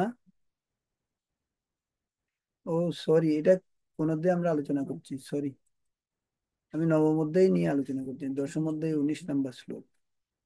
আপনারা আমাকে কিছু বলছেন না, আপনারাও শুনতে আছেন কৃষ্ণ কথা তো। আমরা তো মেলাতে পাচ্ছি না তখন থেকে। এই তো বলছি আমিও পড়ছি, মেলাতে পারছি না, কি হলো ব্যাপারটা? আমি বলছি কিরে, এগুলো তো আগে একবার ব্যাখ্যা করেছিলাম। এই যে এখানে ভগবান বলছেন 19 নম্বর শ্লোকে, হে অর্জুন, আমার দিব্য প্রধান প্রধান বিভূতি সমূহ তোমাকে বলবো, কিন্তু আমার বিভূতি সমূহের অন্ত নেই। তো ভগবানের অনেক অচিন্ত্য বিভূতি রয়েছে। ভগবান যেহেতু অনন্ত, তার বিভূতিও অনন্ত, শক্তি অনন্ত। এখানে এই শ্লোকে এটা বলছেন। এই শ্লোকগুলো মূলত এই জন্য স্লাইড গুলোতে দেখানো হয়নি, যেহেতু এখানে ভগবানের কি বিভূতিগুলো নিয়ে আলোচনা করা হয়েছে একটার পর একটা, এগুলো যাতে আমরা পরে বুঝতে পারবো। এখানে অর্জুনকে গুরাকেশ বলে সম্বোধন করা হয়েছে। কে বলতে পারবেন গুরাকেশ কেন সম্বোধন করা হয়েছে? যিনি নিদ্রাকে জয় করতে পেরেছেন। হ্যাঁ, তাকে এটা প্রথম এই শ্লোকের পার্পটের প্রথম লাইনে দিয়েছে, দেখুন। এই শ্লোকে অর্জুনকে গুরাকেশ বলে সম্বোধন করা হয়েছে, অর্থাৎ যিনি নিদ্রারূপী তামসকে জয় করেছেন। সাধারণত আমরা মনে করি যে ও আমরা ঘুমটা একটু ভালো ভালো জিনিস, কিন্তু এখানে নিদ্রাটাকে তমসাচ্ছন্ন একটা রিয়া বলে বর্ণনা করা হচ্ছে। এই জন্য অন্তত আমরা আহার এবং নিদ্রার এই দুটো যদি আমরা কমাতে পারি, যে ভক্ত যত বেশি কমাতে পারবে সে তত বেশি ভক্তিতে উন্নত হতে পারবে। আর নিদ্রাটাকে অজ্ঞানতার সাথে তুলনা করা হয়েছে। আদিত্যের মধ্যে আমি বিষ্ণু, দেখুন শ্রেষ্ঠ ব্যক্তিগুলো হচ্ছে ভগবান। জ্যোতিষ্কদের মধ্যে আমি কিরণশালী সূর্য, যেটা আলো প্রদান করে, তীব্র আলো। এবং মরুদ্দের মধ্যে আমি মরিচি। নক্ষত্রদের মধ্যে আমি চন্দ্র। কারণ অনেকগুলো নক্ষত্র রয়েছে, বলে যে চাঁদ একাই যথেষ্ট। আমাদের ভক্তি সিদ্ধান্ত সরোজ ঠাকুর বলছেন না, যে প্রভুপাদ যখন গিয়েছে, তখন একজন শিষ্য বলছে যে গুরু মহারাজ, উনি এখনই মনে হয় আমাদের আন্দোলনে যোগদান করলে ভালো হতো। এখনই যদি ও পুরোপুরি যোগদান, বলছে ও কিভাবে আন্দোলনে যোগদান, ও তো গৃহস্থ, ও কি কিছুদিন প্রস্তুতি নেই। তখন ওরা বলছে যে ও খুব ভালো লিখে গুরু মহারাজ, ও ব্যাক টু গড ইট। বলছে, তখন একটা পর্যায়ে বলতে গিয়ে ভক্তি সিদ্ধান্ত সরোজ ঠাকুর বলছেন যে অনেক তারা নক্ষত্রের কি দরকার, চাঁদ একাই তো যথেষ্ট। তো এখানে বলতে যে কি শ্রেষ্ঠ জিনিসটা হচ্ছে চন্দ্র। অনেকগুলো নক্ষত্র, অনেকগুলো তারা থাকতে পারে আকাশে, কিন্তু কৃষ্ণ বলতেন আমি হচ্ছে চন্দ্র। দ্বাদশ আদিত্যদের মধ্যেও ভগবান শ্রীকৃষ্ণ প্রধান। এই পারপট গুলো আপনারা একটু পড়ে নেবেন, যেহেতু আমি স্লাইড গুলো ব্যাখ্যা করেছি, এই জন্য আমি মেইন যেগুলো পড়ছি। সমস্ত বেদের মধ্যে আমি সামবেদ, ঋক সাম যজু অথর্ব অনেকগুলো বেদ রয়েছে না, সামবেদ হচ্ছে কৃষ্ণ। সমস্ত দেবতাদের মধ্যে আবার অন্যান্য বেদগুলোও কৃষ্ণ থেকে প্রকাশিত হয়েছে। এই জন্য এই নয় যে আবার আমরা কৃষ্ণ থেকে এগুলো বিচ্ছিন্ন মনে করছি, তাও নয়। সমস্ত দেবতাদের মধ্যে আমি ইন্দ্র, যেহেতু ইন্দ্র হচ্ছে সমস্ত দেবতাদের প্রধান রাজা। ইন্দ্র সমস্ত ইন্দ্রিয়ের মধ্যে আমি মন, মন হচ্ছে সমস্ত কিছুর কেন্দ্রবিন্দু। সমস্ত প্রাণীদের মধ্যে আমি হচ্ছে চেতনা, কারণ চেতনা না থাকলে তো আর দেহের কোনো ভ্যালু থাকে না। এই জন্য শ্রেষ্ঠ জিনিসগুলো হচ্ছে ভগবান। রুদ্রদের মধ্যে আমি শিব, একাদশ রুদ্র রয়েছে না, অনেকগুলো রুদ্র, যেমন পঞ্চানন শিব আছে, পঞ্চানন ধাম, এরকম অনেকগুলো রুদ্র রয়েছে, অনেকগুলো শিব। আপনারা ভারতবর্ষের বিভিন্ন জায়গায় এক একটা শিবের এক একটা নাম, একাদশ রুদ্র। তো এখানের মধ্যে ভগবান বলতেন আমি হচ্ছে শিব। অত্যন্ত অল্পতেই যিনি সন্তুষ্ট হন। অনেক সময় বলে যে আমরা দেব দেবীদের আরাধনা করি, এখানে দেবতাদের মধ্যে শ্রেষ্ঠ যেটা সেটা হচ্ছে ভগবান। যক্ষ রাক্ষসদের মধ্যে আমি কুবের, কারণ কুবের হচ্ছে ধনের মালিক, সমস্ত ধনের মালিক কে? কুবের। তো শ্রেষ্ঠটা তিনি বেছে নিয়েছেন। বসুদের মধ্যে আমি অগ্নি। আর পর্বত সমূহের মধ্যে আমি সুমেরু। ওই দিন আমরা সুমেরু পর্বত এঁকে দেখিয়েছিলাম, আপনাদেরকে মনে আছে? সুমেরু পর্বতকে কেন্দ্র করে সূর্য কিভাবে ঘুরছে, সূর্য যখন সুমেরু পর্বতের এই পাশে আসছে তখন ও পাশে অন্ধকার হয়ে যাচ্ছে, আবার যখন ও পাশে যাচ্ছে তখন এই পাশে আলোকিত হচ্ছে। আর আমাদের এখানে যখন দিন, তখন ওখানে তখন রাত, আমেরিকায়। আবার এখানে যখন রাত, ওখানে তখন দিন। এটা সুমেরু পর্বতের কারণে হয়। এখানে পর্বতের মধ্যে ভগবান বলতেন আমি সুমেরু। সুমেরু পর্বতটাও এক জায়গায় দাঁড়িয়ে থাকে, পৃথিবীটাও এক জায়গায় দাঁড়িয়ে থাকে, কিন্তু সূর্যটা এই সুমেরু এই ইয়ার চারিদিকে ঘুরে, আমরা যেভাবে এঁকে দেখিয়েছিলাম। এই পঞ্চম স্কন্ধ আপনারা আরো ডিটেলস পাবেন। সুমেরু পর্বতটা কোথায়? সুমেরু পর্বতটা কোথায়, এখানে তো আমি যাইনি, বলতে পারবো না একুরেট। তবে আমরা ওই দিন এঁকে দেখিয়েছিলাম। আপনি ওই ক্লাসে ছিলেন? এটা কি পৃথিবীর মধ্যে নাকি পৃথিবীর বাইরে? পৃথিবীর মধ্যে না, এটা হচ্ছে সুমেরু পর্বত পৃথিবীর থেকে অনেক আংশে গুণ বড়। সুমেরু পর্বত, পৃথিবীটা ছোট্ট একটা, আপনাকে যদি এঁকে দেখানো হয় তাহলে বুঝতে পারবেন যে পৃথিবীটা ছোট্ট, মানে ক্ষুদ্র একটা বিন্দুর মতো, আর সুমেরু পর্বতটা অনেক বিশাল। যেভাবে আহ পৃথিবীর থেকে সূর্যটা অনেকাংশে বড় না, হুম। চন্দ্রকে আরেকটু বড় বলা হয়, দ্বিগুণ বলা হয়। তো ওভাবে সুমেরু পর্বতটা পৃথিবীর থেকে অনেক বড়। পৃথিবীর অনুপাতে যদি হিসাব করি সুমেরু পর্বতটাকে অনেক ক্ষুদ্র মনে হয়। এটা পৃথিবী সুমেরু পর্বত, আমি রিয়াটা নিয়ে নিই আজকে। ওটা থাকলে আমি এঁকে দেখাতে পারতাম। তো ওটা আচ্ছা, এটা আমি অন্য সময় আরেকবার আপনাকে ক্লিয়ার করবো। এটা সুমেরু পর্বত, এখানে পাশে অনেকগুলো আরো গ্রহ নক্ষত্র রয়েছে, এখানে পৃথিবী, এভাবে দেওয়া আছে। যাই হোক, কে পারতো? এখানে কি বলা হচ্ছে যে পৃথিবী কি স্থির, সূর্য ঘুরছে? হ্যাঁ, ওই ক্লাসে আপনি ছিলেন। না, ওই জন্যই আমি জিজ্ঞেস স্থির। আর সূর্যটা এর চারদিকে ঘুরছে। এমনিতে আমরা সাধারণত বিজ্ঞানের ভাষায় জানি পৃথিবী সূর্যের চারদিকে ঘুরে, না? আমরা তো এটাই জানি। এটাই জানি, আমরা এই তো জন্য ওই এখন আমাদেরকে শাস্ত্রকে মা হিসেবে যদি আমরা গ্রহণ করি, তাহলে আমাদের এটা মেনে নিতে হবে যে কি সূর্য পৃথিবী কি করে চারদিকে ঘুরছে, পৃথিবীটা ঘুরছে না। পৃথিবীটা এক জায়গায় স্থায়ী ভাবে বসে আছে। যেমন বরাহদেব যখন ঠোঁট দিয়ে এনে পৃথিবীটাকে আরেক জায়গায় এনে বসে দিয়েছে, এরকম দেখেছেন না আপনারা বরাহদেবের কাহিনী? ওই রসাতলে যখন পৃথিবী পরে ইয়া হয়ে গিয়েছিল, তখন সেখান থেকে এনে নির্দিষ্ট স্থানে পৃথিবীকে বসিয়ে দিয়েছিল। তো পৃথিবীটা এক জায়গায় স্থির। এ পার্থ, পুরোহিতদের মধ্যে আমি প্রধান বৃহস্পতি, সেনাপতিদের মধ্যে আমি কার্তিক। কার্তিক অনেক ভালো যুদ্ধ করতে পারে, উম, সেনাপতিও ভালো, উম, নির্দেশ আদেশ খুব ভালো দিতে পারে। কার্তিকের ধনুক আছে, আমরা কার্তিক পূজা করতাম আগে। কার্তিককে এখানে ভগবান বলতেন আমি সেটা। আর জলাশয়ের মধ্যে ক্ষুদ্র ক্ষুদ্র জলাশয় নয়, আমি হচ্ছে বৃহৎ জলাশয়, সাগর।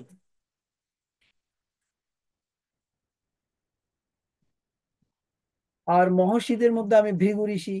ভৃগু ঋষি আপনারা জানেন ভগবান পরীক্ষা করেছিল, অলরেডি ভগবানের বুকে লাথিও মেরে দিয়েছিল, তারপর ভগবান কোনো রাগ করেনি। তার চরণ পদ্মটা এখনো ভগবান হৃদয়ে ধারণ করে আছে ভৃগু ঋষির। ওই ভৃগু ঋষি হচ্ছে ভগবান। বাক্য সমূহের মধ্যে আমি ওমকার, যদি এই কলিযুগের জন্য নির্দিষ্ট মন্ত্র হচ্ছে হরে কৃষ্ণ মহামন্ত্র। এখানে প্রপাত লিখেছ, দেখুন সমস্ত অপ্রাকৃত শব্দের মধ্যে ওমকার শব্দরূপে ভগবানের প্রতিনিধিত্ব করে। সমস্ত যজ্ঞের মধ্যে হরে কৃষ্ণ কৃষ্ণ কৃষ্ণ হরে হরে, হরে রাম রাম রাম হরে হরে জপ করা হচ্ছে সর্বশ্রেষ্ঠ যজ্ঞ। কারণ এই মহামন্ত্র হচ্ছে ভগবান শ্রীকৃষ্ণের সবচেয়ে পবিত্র প্রতীক। যজ্ঞ অনুষ্ঠানে কখনো কখনো পশু বলির নির্দেশ দেওয়া হয়, কিন্তু হরে কৃষ্ণ মহামন্ত্র জপ করার মাধ্যমে যে মহাযজ্ঞ অনুষ্ঠিত হয় তাতে হিংসার কোনো স্থান নেই। এটি সবচেয়ে সরল এবং পবিত্রতম যজ্ঞ অনুষ্ঠান। জগতে যা কিছু পরম মহিমান্বিত তার সবই শ্রীকৃষ্ণেরই প্রতীক। এখানে প্রভুপাদ লিখেছেন, ক্লিয়ার করেছেন যে এই কলিযুগের জন্য ওমকার নয়। অনেকে আবার যেহেতু বলছে যে ঠিক ঠিক আছে, ওমকার যেহেতু ভগবানের প্রতীক, তাহলে আমি ওম ওম এই আরাধনাটা করব, আমি ওমের উপাসনা করব না। এখানে এই জন্য প্রভুপাদ ক্লিয়ার করতেন যে আমাদের নিয়মিত হরে কৃষ্ণ মহামন্ত্র জপ করা উচিত। আর এই মহামন্ত্রের উপর ফুল ফেইথ এন্ড থাকা উচিত। পূর্ণ বিশ্বাস আমাদের হরে কৃষ্ণ মহামন্ত্র জপ করা উচিত। কলিযুগে ধর্ম হয় নাম সংকীর্তন, চারি যুগে চারি ধর্ম জীবের কারণ। এই যুগের জন্য নির্দিষ্ট মন্ত্র হচ্ছে হরে কৃষ্ণ মহামন্ত্র। এই জন্য বলছেন অন্য দেবাশ্রয় নয়, সেই ভক্তি পরম কারণ। অন্য কোনো দেবদেবীর আশ্রয় নয়, অন্য কোনো মন্ত্র নয়। এই কলিযুগের জন্য নির্দিষ্ট মন্ত্র হচ্ছে হরে কৃষ্ণ মহামন্ত্র। আর এই কলিযুগের জন্য নির্দিষ্ট গ্রন্থ হচ্ছে শ্রীমদ্ ভগবত গীতা। এটা এই গীতা মাহাত্ম্যেও বর্ণনা আছে। একং শাস্ত্র দেবকী পুত্র গীতম, একং দেব দেবকী পুত্র এব, এক মন্ত্রস্য, যেটা এই হরিকৃষ্ণ মহামন্ত্র, এটা এখানে বলছেন। যজ্ঞ সমূহের মধ্যে আমি জপযজ্ঞ, আপনারা অলরেডি প্রতিদিন করেন জপযজ্ঞ। স্থাবর বস্তু সমূহের মধ্যে আমি হিমালয়। হিমালয়ে অনেক প্রসিদ্ধ, সমস্ত পর্বত সমূহের মধ্যে হিমালয় অনেক প্রসিদ্ধ পর্বত।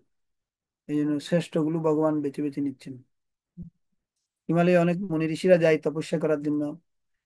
এই শীতের মধ্যে বরফের মধ্যে তারা সেখানে তপস্যা করে। আর বৃক্ষের মধ্যে হচ্ছে আমি অশ্বক্ষ বৃক্ষ। এই জন্য অশ্বক্ষ বৃক্ষকে আমরা প্রণাম করি। দেবতাদের মধ্যে আমি নারদ।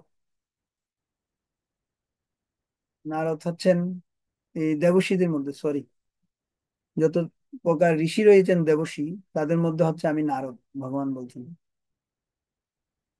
আর গন্ধর্বদের মধ্যে আমি চিত্ররথ। আমরা এই গত একটা ক্লাসে মনে হয় আলোচনা করছিলাম নারদ মুনির বিষয়ে। নারদ মুনি যদিও ছিলেন দাসীর পুত্র, তিনি তারপর দাসী পুত্র হওয়া সত্ত্বেও সাধু সেবা করার ফলে তিনি এই নারদের দেহ প্রাপ্ত হয়েছিলেন সাধুদের সেবা করে। তো ওখানে ওই ভাগবতম প্রথম স্কন্ধের পঞ্চম অধ্যায়ের এই এই কাহিনীটা আপনারা পাবেন। ভাগবতম প্রথম স্কন্ধে পঞ্চম অধ্যায়, নারদ মুনি মানে কিভাবে দাসীপুত্র হওয়া সত্ত্বেও কিভাবে ভগবানের শুদ্ধ ভক্ত পরিণত হয়েছিলেন এই শুধুমাত্র ভক্তদের সেবা করার মাধ্যমে। এবং ভগবান তার হৃদয়ে প্রকটিত হয়েছিলেন। এবং কিছুক্ষণ পর আবার নারদ মুনির হৃদয় থেকে চলে গিয়েছে।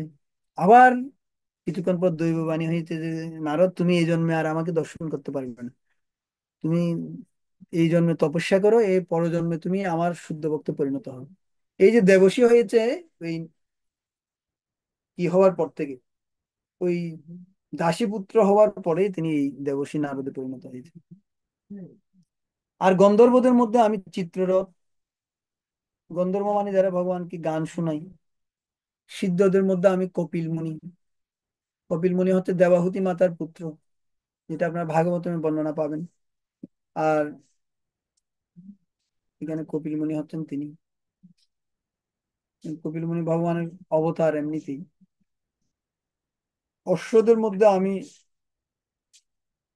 আমাকে সমুদ্র মন্থনের সময় উদ্ধত উচ্চশ্রবা বলে জানল। সমুদ্র মন্থনের সময় অনেকগুলো ইয়ে উঠেছিল।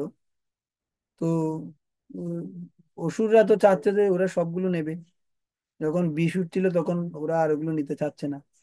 উচ্চশ্রবা নামে একটা অশ্ব উঠেছিল, ওটা হচ্ছে তিনি। শ্রেষ্ঠ হস্তিদের মধ্যে আমি ঐরাবত। ঐরাবত প্রসিদ্ধ। ঐরাবত হাতিরই একটা নাম। তারপরে ঐরাবত ভগবান। মানুষদের মধ্যে আমি সম্রাট।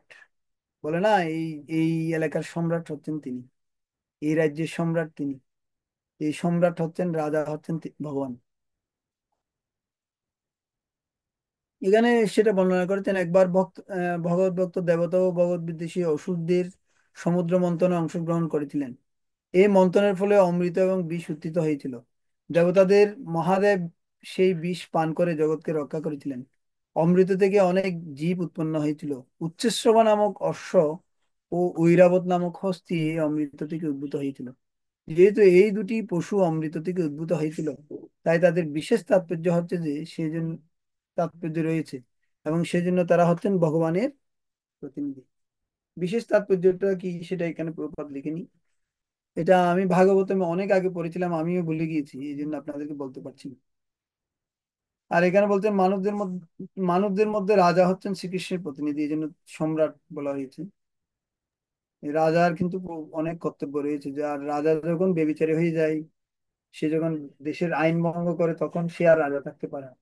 তখন জনগণ তাকে কি করে দেন, সে রাজপথ থেকে কি করে দেন,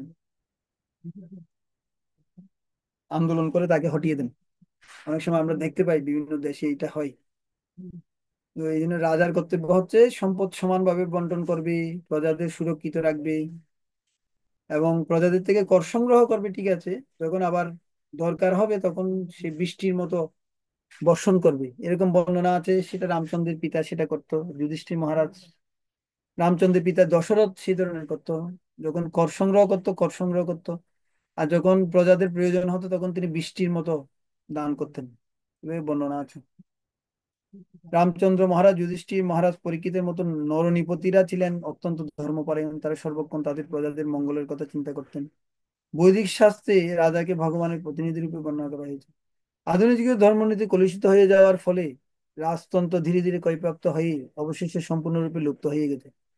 এটি অনিবার্য যে পুরাকালে ধর্মপরায়ণ রাজার তত্ত্বাবধানে বদানে প্রজারা অত্যন্ত সুখে বসবাস করে। কিন্তু এখন যেহেতু রাজারা তাদের স্বার্থের চিন্তা করছে, তারা অনেকগুলো গম, অনেকগুলো ধান শস্য এগুলো স্টক করে রাখছে, আর অনেক প্রজা কষ্ট পাচ্ছে। আবার কিছু কিছু দেশে আমরা শুনতে পাই যে তাদের এত বেশি খাদ্য আছে, এগুলো ওরা সমুদ্রে ফেলে দিচ্ছে, অন্য কোনো দেশকে দিচ্ছে না। প্রকৃতপক্ষে এই জগতে কোনো কিছুর অভাব নেই। ভক্তি সিদ্ধান্ত সরস্বতী ঠাকুর বলছেন, এই জগতে শুধুমাত্র একটা জিনিসের অভাব, সেটা হচ্ছে কৃষ্ণ ভাবনামৃত। তো ধান, ফল, শস্য, শাক, সবজি, দুধ, এগুলো সব ভরপুর আছে এই জগতে। শুধুমাত্র আমাদের মনোভাবের অভাব। আমাদের এখানে একটা খাতুনগঞ্জ একটা মার্কেট আছে, ওখানে হচ্ছে সব স্টক করে রাখে, বড় বড় গুদাম সব। আমি কয়েকদিন আগে ওখানে আমাদের একটা ফেস্টিভ্যালের বাজার করতে গিয়েছি, দেখি ওখানে সন্দুক লবণ দেখতেছি, পুরো একটা গোডাউন সন্দুক লবণ, প্রায় অনেক বিশাল একটা রুম। আমি যে এত সন্দুক লবণ কে নিয়ে যাই? বলে, না এগুলো স্টক করে রেখেছি প্রভু, যাতে কি হয়। মানে উনি আমাদের একটা ভক্ত। তো তারপরেও কি দেখুন, অনেকগুলো আছে। আবার কোথাও কোথাও আছে এমন দোকান আছে সন্দুক লবণ পাওয়া যাচ্ছে না। এরকম একটা উদাহরণ দিলাম আর কি আমি। মানে মানুষের খাবারের অভাব নেই, কিন্তু মানুষের বিধ্বংসী মনোভাব মানে কি, এটাই এই জগতে একটু প্রবলেম সৃষ্টি করছে। সমস্ত অস্ত্রের মধ্যে আমি বজ্র, এভাবে বজ্র দিয়ে বৃত্তাসুরকে মারা হয়েছিল।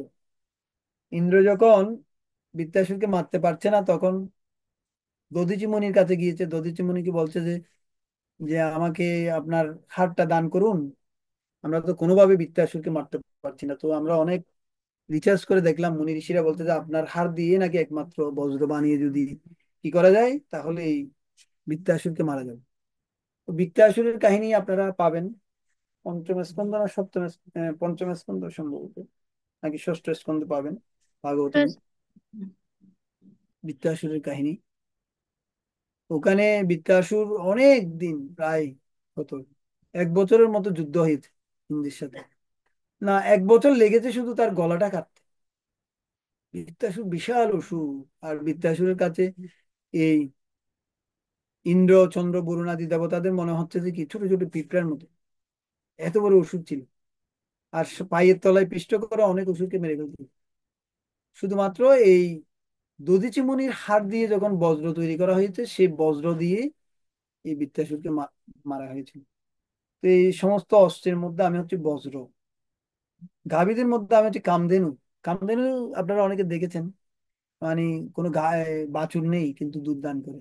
আবার কিছু কিছু কামধেনু আছে সারা বছর দুধ দেয়। তো এই ধরনের গাভী যদি কারো গৃহে একটা থাকে, তাহলে তার কি পরিমাণ লাভ। হ্যাঁ, আমি শুধু ঘাস খাওয়াবেন আর দুধ বের হবে। কামধেনু, ভগবান বলছেন সমস্ত সন্তান উৎপাদনের কারণ আমি কামদেব। যেটা আমরা মনে করছি ও সন্তান এমনিতে উৎপাদন হচ্ছে না, ভগবানের হাত রয়েছে। সর্পদের মধ্যে আমি বাসুকি নাগ, ভগবান বলছেন বাসুকি। সমস্ত নাগদের মধ্যে আমি অনন্ত। অনন্ত আবার বলরামের প্রকাশ। এবং জলচরদের মধ্যে আমি বরুণ। বরুণ দেব, আলাদা একটা দেবতা রয়েছে। বরুণ দেব একবার কৃষ্ণের পিতাকে আবার চুরি করে নিয়ে গিয়েছিল, যখন কৃষ্ণের পিতা স্নান করতে গিয়েছিল। তো ওখান থেকে তুলে নিয়ে গেছে। তো মেন উদ্দেশ্য ছিল ওনাকে চুরি করা না, ওনার মেন উদ্দেশ্য ছিল কৃষ্ণকে একটু দর্শন করবেন। লীলা পুরুষোত্তমের ওই কাহিনী আছে, আপনারা দেখতে পাবেন। তো উনি এই কৃষ্ণকে একটু দর্শন করার জন্য শুধুমাত্র ওনার বলে, তখন কৃষ্ণ যখন আনতে গিয়ে যে, তুমি আমার পিতাকে কেন নিয়ে আসছো? বলে, প্রভু আমি আপনার পিতাকে এই জন্য নিয়ে আসছি। শ্মশান মানে ওখানে বসিয়েছে, খুব ভালো আসনে রেখেছে।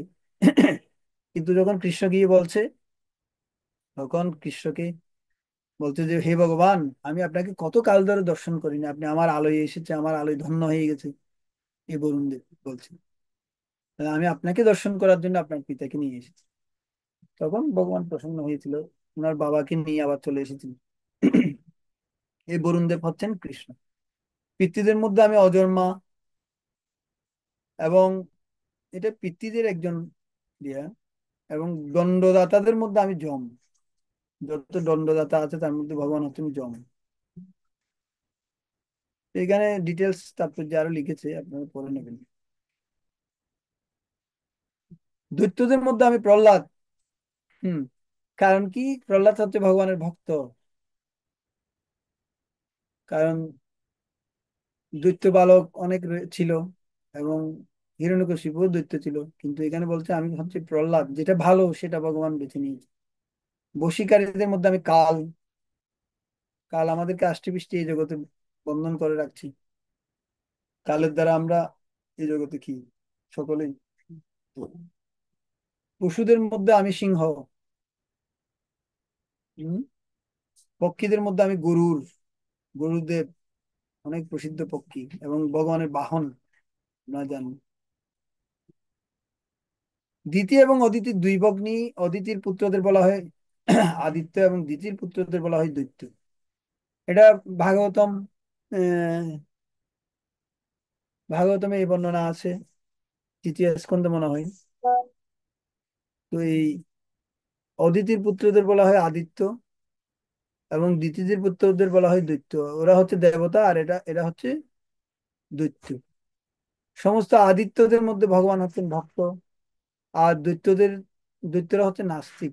যদিও প্রহ্লাদ দৈত্যকুলে জন্মগ্রহণ করেছিলেন, কিন্তু তা সত্ত্বেও শৈশব থেকে তিনি ছিলেন মহান ভগবত ভক্ত। এই জন্য ওটা হচ্ছেন ভগবান। আর গুরুদেব মহান পক্ষী। গুরুদেবেরও অনেক কাহিনী রয়েছে এবং তিনি হচ্ছেন কি ভক্ত। তাকে অভিশাপ দিল, তিনি প্রতি অভিশাপ দেন না। এখন একজন মুনি গুরুদেবকে অভিশাপ দিয়েছিল না, যে এই সরোবরে এসে তুমি কি করতে পারবে না, জল পান করতে পারবে না, এই সরোবরে আর আসতে পারবে না। এই কি মুনি, সবরী মুনি মনে হয় অভিশাপ দিয়েছিলেন।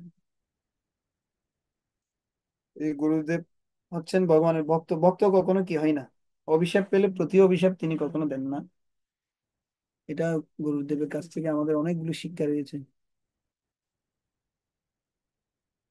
যদিও গুরুদেব সাপ খায়, অন্যান্য জীবদেরকে আহার করে, এখান থেকে শিক্ষা হচ্ছে যে তিনি জীব জীবস্ব জীবনম, এক জীব অন্য জীবের খাদ্য, এটা গুরুদেবের জন্য জায়েজ আছে। উনি কি করতে পারবেন, উনি খেতে পারবেন অন্য জীব, অন্য পশু পক্ষী এবং বিশেষ করে কি সাপ ওনার আহার। কিন্তু মানুষকে কি খেতে হয়, ফল দুধ শাক সবজি, এগুলো হচ্ছে মানুষের আহার। আমরা অনেক সময় প্রকৃতির নিয়ম ভঙ্গ করি, কিন্তু এই ওনারা ঠিক রাখেন সবকিছু। পবিত্রকারী বস্তুর মধ্যে আমি বায়ু, অনেক দুর্গন্ধ আমরা এই জগতে ছড়াচ্ছি, কিন্তু বায়ু সবকিছুকে কি করছে, পবিত্র করে দিচ্ছি।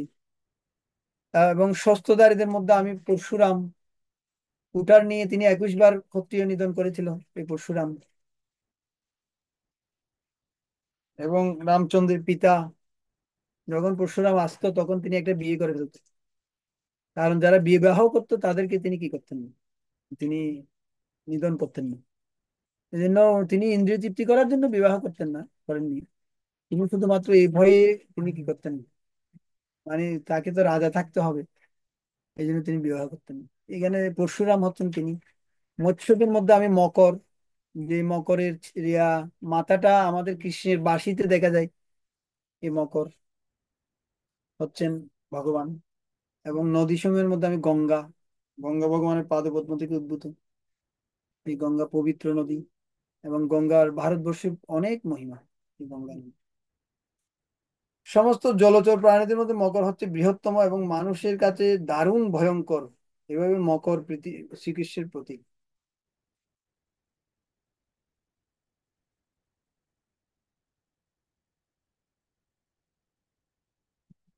হে অর্জুন, সমস্ত সৃষ্ট বস্তুর মধ্যে আমি আদি অন্ত ও মধ্য।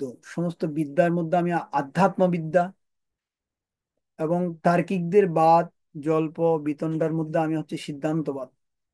মানে মেন সিদ্ধান্ত যেটা আসবে সেটা হচ্ছে কৃষ্ণ। আর দুই ধরনের বিদ্যা আছে, একটা হচ্ছে বিদ্যা এবং অবিদ্যা। একটা হচ্ছে পরাবিদ্যা আর একটা হচ্ছে অপরাবিদ্যা। এটা হচ্ছে স্পিরিচুয়াল নলেজ আর এটা হচ্ছে ম্যাটেরিয়াল নলেজ। এখানে আধ্যাত্মিক বিদ্যাটা হচ্ছে কৃষ্ণ, এই বিষয়টি এখানে বলছেন। সমস্ত অক্ষরের মধ্যে আমি অকার, কারণ ওটা দিয়ে সব অক্ষরগুলো শুরু হয়েছে। আর সমাজ সমূহের মধ্যে আমি দ্বন্দ্ব সমাজ। আমরা আগে অনেক পূর্বে আগে পড়েছি বিভিন্ন ধরনের সমাজ রয়েছে, তার মধ্যে দ্বন্দ্ব সমাজ হচ্ছে ভগবান। তাইলে দেখুন, আমরা যে এগুলো পরে এসেছি এগুলো কিন্তু বীতা নয়, এগুলো কিন্তু শাস্ত্রে সব রয়েছে। আমরা অনেক শ্লোক বলি, অনেক কিছু বলি, মন গড়া অনেক কিছু বলি, তার সব ম্যাক্সিমাম কিছু এখান থেকে আসছে। আমরা অনেকগুলো জিনিস যেমন 15 বছর 20 বছর পরে আমরা কোনো শাস্ত্র পড়ছি, দেখি যে না, এটা তো অনেক আগে আমি শুনেছি, এই জড়জাগতিক জীবনে থাকার সময়ও আমি এটা করতাম না। তখন আবার এটা যখন শাস্ত্রের সাথে দেখি, না এটা তো শাস্ত্রেও রয়েছে দেখি, আসলে সবকিছু স্বাস্থ্য থেকেই আসে। আমাদের পূর্ববর্তী আচার্যরা কিছু করেছেন, আমাদের মহাজনরা হয়তো, অনেকে আমাদের মা বাবারা, আমাদের দাদু দিদারা, এরাও স্বাস্থ্য পড়তেন না তা না, তারাও স্বাস্থ্য অনুসারে জীবনযাপন করত। তো হয়তো তারা অ্যাজ ইট ইজ অনেকে করেনি। এখন আমরা শিল প্রভুপাদের কৃপায় এই গীতা ভাগবত গুলো পাচ্ছি, অ্যাজ ইট ইজ ভাবে স্বাস্থ্যের নিয়ম নির্দেশ আমরা ফলো করার মানে কি করতে পারছি, সুযোগ পাচ্ছি। এটা হচ্ছে একটা বিশেষ বিষয়। দ্বন্দ্ব সমাজ হচ্ছে ভগবান, সংহারকারীদের মধ্যে আমি মহাকাল, রুদ্র। তো যখন এই জগৎ কি করা হয়, ধ্বংস করার সময় আসে, তখন এই মহাকাল রূপে ভগবান প্রকাশিত হন। আর স্রষ্টাদের মধ্যে আমি ব্রহ্মা। ব্রহ্মা কি করেন, এই জগৎ সৃষ্টি করেন, আর রুদ্র কি করেন, এই জগৎ ধ্বংস করেন। এটাই এখানে বলছি। সমস্ত হরণকারীদের মধ্যে আমি আগ্রাসী, মৃত্যু। আমরা বলি না মৃত্যু সর্বহারেস্য, আপনার মৃত্যু মধ্যে সবকিছু হরণ করে নেন। এই আগ্রাসী মৃত্যুটা হচ্ছে সর্বগ্রাসী মৃত্যু, হচ্ছে ভগবান। ভাবিকালের বস্তুসমূহের মধ্যে আমি উদ্ধব। এই বিষয়টি একটু ইয়ে করা দরকার। ভাবিকালের বস্তুসমূহের মধ্যে আমি উদ্ধব, এটা এই সম্বন্ধে আপনাদের কারো কোনো ইয়ে আছে, ধারণা আছে? ভাবিকালের বস্তুসমূহের মধ্যে আমি উদ্ধব, এবং নারীদের মধ্যে আমি কীর্তি, শ্রী, বাণী, স্মৃতি, মেধা, ধৃতি এবং ক্ষমা। আচ্ছা, আমরা এখানে প্রপাতের পার্থক্যটা করি। জন্মের পর থেকে প্রতি মুহূর্তে মানুষের মৃত্যু হতে থাকে। এভাবে মৃত্যু প্রতি মুহূর্তে প্রতিটি প্রাণীকে গ্রাস করে চলেছে, কিন্তু তার শেষ আঘাতকে মৃত্যু বলে সম্বোধন করা হয়। এই মৃত্যু হচ্ছে শ্রীকৃষ্ণ। প্রতিটি প্রাণীকে 6টি মুখ্য পরিবর্তনের মধ্য দিয়ে যেতে হয়। তাদের জন্ম হয়, তাদের বৃদ্ধি হয়, কিছু কালের জন্য তাদের স্থায়ী হয়, তারা প্রজনন করে, তাদের হ্রাস হয়, অবশেষে তাদের বিনাশ হয়। এই সমস্ত পরিবর্তনের মধ্যে প্রথম হচ্ছে গর্ভ থেকে সন্তান প্রসব, এবং তা হচ্ছে শ্রীকৃষ্ণের শক্তি। এই এই উদ্যমই হচ্ছে, আচ্ছা এখানে বুঝতে পারা গেছে, বুঝে গেল। এই উদ্যমই হচ্ছে ভবিষ্যতের সমস্ত কার্যকলাপের আদি উৎস। বুঝা যাচ্ছে? এখানে এই উদ্যোগটা, আমরা যেটা একটু কনফিউশন ছিল,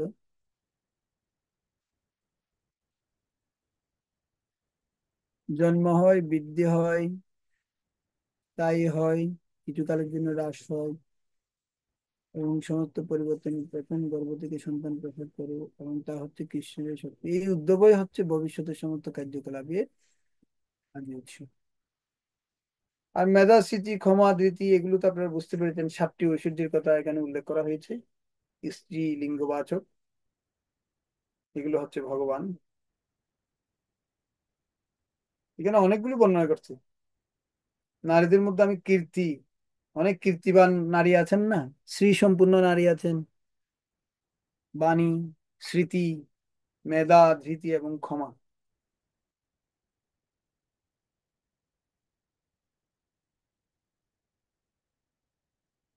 সামবেদের মধ্যে আমি বৃহৎ সাম, ছন্দ সময়ের মধ্যে আমি গায়ত্রী। বিশেষ করে গায়ত্রী মন্ত্রটা সবার সামনে এটা দেওয়া হয় না, সবার সামনে এটা, যেভাবে আমরা হরে কৃষ্ণ মহামন্ত্র আমরা জপ করি, কিন্তু গায়ত্রী মন্ত্র ওভাবে জপ করা হয় না। এটা হচ্ছে খুব গুপ্ত, গুপ্ত মন্ত্র। যদিও অনেকে এটা সার্কুলার করে ফেলে, বিভিন্ন জায়গায় এটা ছন্দভাবে রয়েছে, কিন্তু ওটা ওভাবে গাইলে কোনো কাজ হবে না। যতক্ষণ পর্যন্ত এই গায়ত্রী মন্ত্র আপনি গুরুদেবের মুখ থেকে আপনার কর্ণে ঢুকবে না, ততক্ষণ ওই গায়ত্রী মন্ত্র কাজ করবে না। হরে কৃষ্ণ মহামন্ত্র গুরু মহারাজ বড় করে বলে, অনেক বিশাল করে সবার সামনে বলে যে আমি হরে কৃষ্ণ মহামন্ত্র বলছি, তোমরা ডান কর্ণ দিয়ে শ্রবণ করো।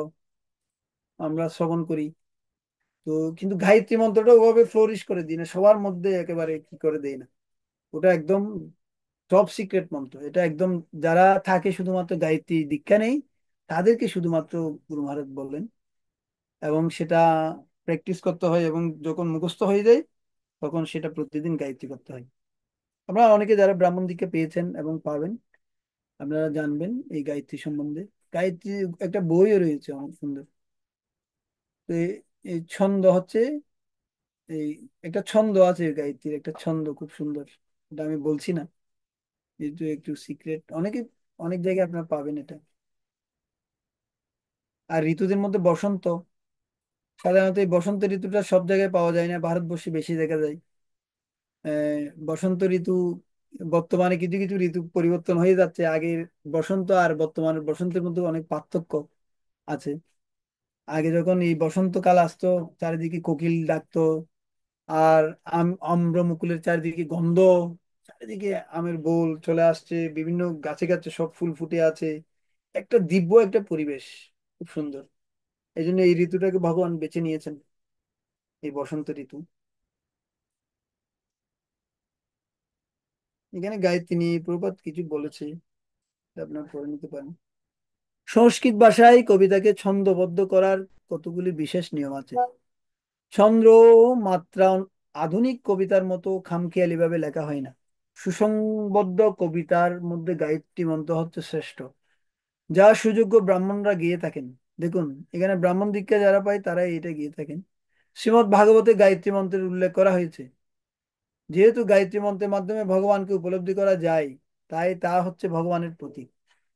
এই নয় যে আবার গায়ত্রী মন্ত্র না পেলে আপনি ভগবত ধাম যেতে পারবেন না, এটাও নয়। গায়ত্রীটা দেওয়া হয় যাতে সে কৃষ্ণের সেবায় আরো দৃঢ়ভাবে যুক্ত হতে পারে, এবং যখন কেউ ব্রাহ্মণ দীক্ষা পায় তখন সে বিগ্রহ অর্চন করতে পারে, অর্চন করতে পারে। আবার আপনি যদি গায়ত্রী নাও পান, আপনার গৃহে যদি বিগ্রহ থাকে, তাও আপনাকে অর্চন করতে হবে। কিন্তু যারা গায়ত্রী পায় তাদের তাদের জন্য খুব ভালো, বিশেষ করে আমাদের মন্দিরে বিগ্রহ অর্চনের ক্ষেত্রে এই গায়ত্রীটা খুবই গুরুত্বপূর্ণ। অধ্যাত্ম মার্গে বিশেষভাবে উন্নত মানুষদের জন্য গায়ত্রী মন্ত্র, কেউ যদি এই মন্ত্রে সিদ্ধি লাভ করেন তবে তিনি ভগবত ধামে প্রবেশ করতে পারেন, যেমন প্রভুপাদ বলেছেন এখানে। প্রভুপাদ ওনার অনেক শিষ্যকে গায়ত্রী দিয়েছেন। তো একটা শিষ্যকে গায়ত্রী প্রভুপাদ দিচ্ছেন, তমাল কৃষ্ণ মহারাজ নাকি একজন মহারাজ। তো উনি ওনার ফৈতাটা হারিয়ে ফেলছে। তো উনি খুঁজতেছে, দেখেছে কোন সময় এই প্রভুপাদ পৈতা পাল্টাবে আর ওই পৈতাটা নিয়ে উনি পড়বে। তো একবার চুরি করতে আসছিল পৈতা, প্রভুপাদ তখন জেনে গেছে প্রভুপাদ কি করছে, ওই পৈতাটা কি করে ফেলেছে, কেটে ফেলেছে। ওটা আমরা অনেক সময় পৈতাগুলো পাল্টানোর সময় ওটা ছিঁড়ে ফেলি, যাতে অন্য কেউ আর কি করতে না পারে। এরকম অনেক কাহিনী আছে। গায়ত্রী গায়ত্রী মন্ত্র উচ্চারণ করতে হলে প্রথমে জড়া প্রকৃতির সত্য গুণের অধিষ্ঠিত ব্যক্তির গুণ অর্জন করা প্রয়োজন। বৈদিক সভ্যতায় গায়ত্রী মন্ত্র অত্যন্ত গুরুত্বপূর্ণ।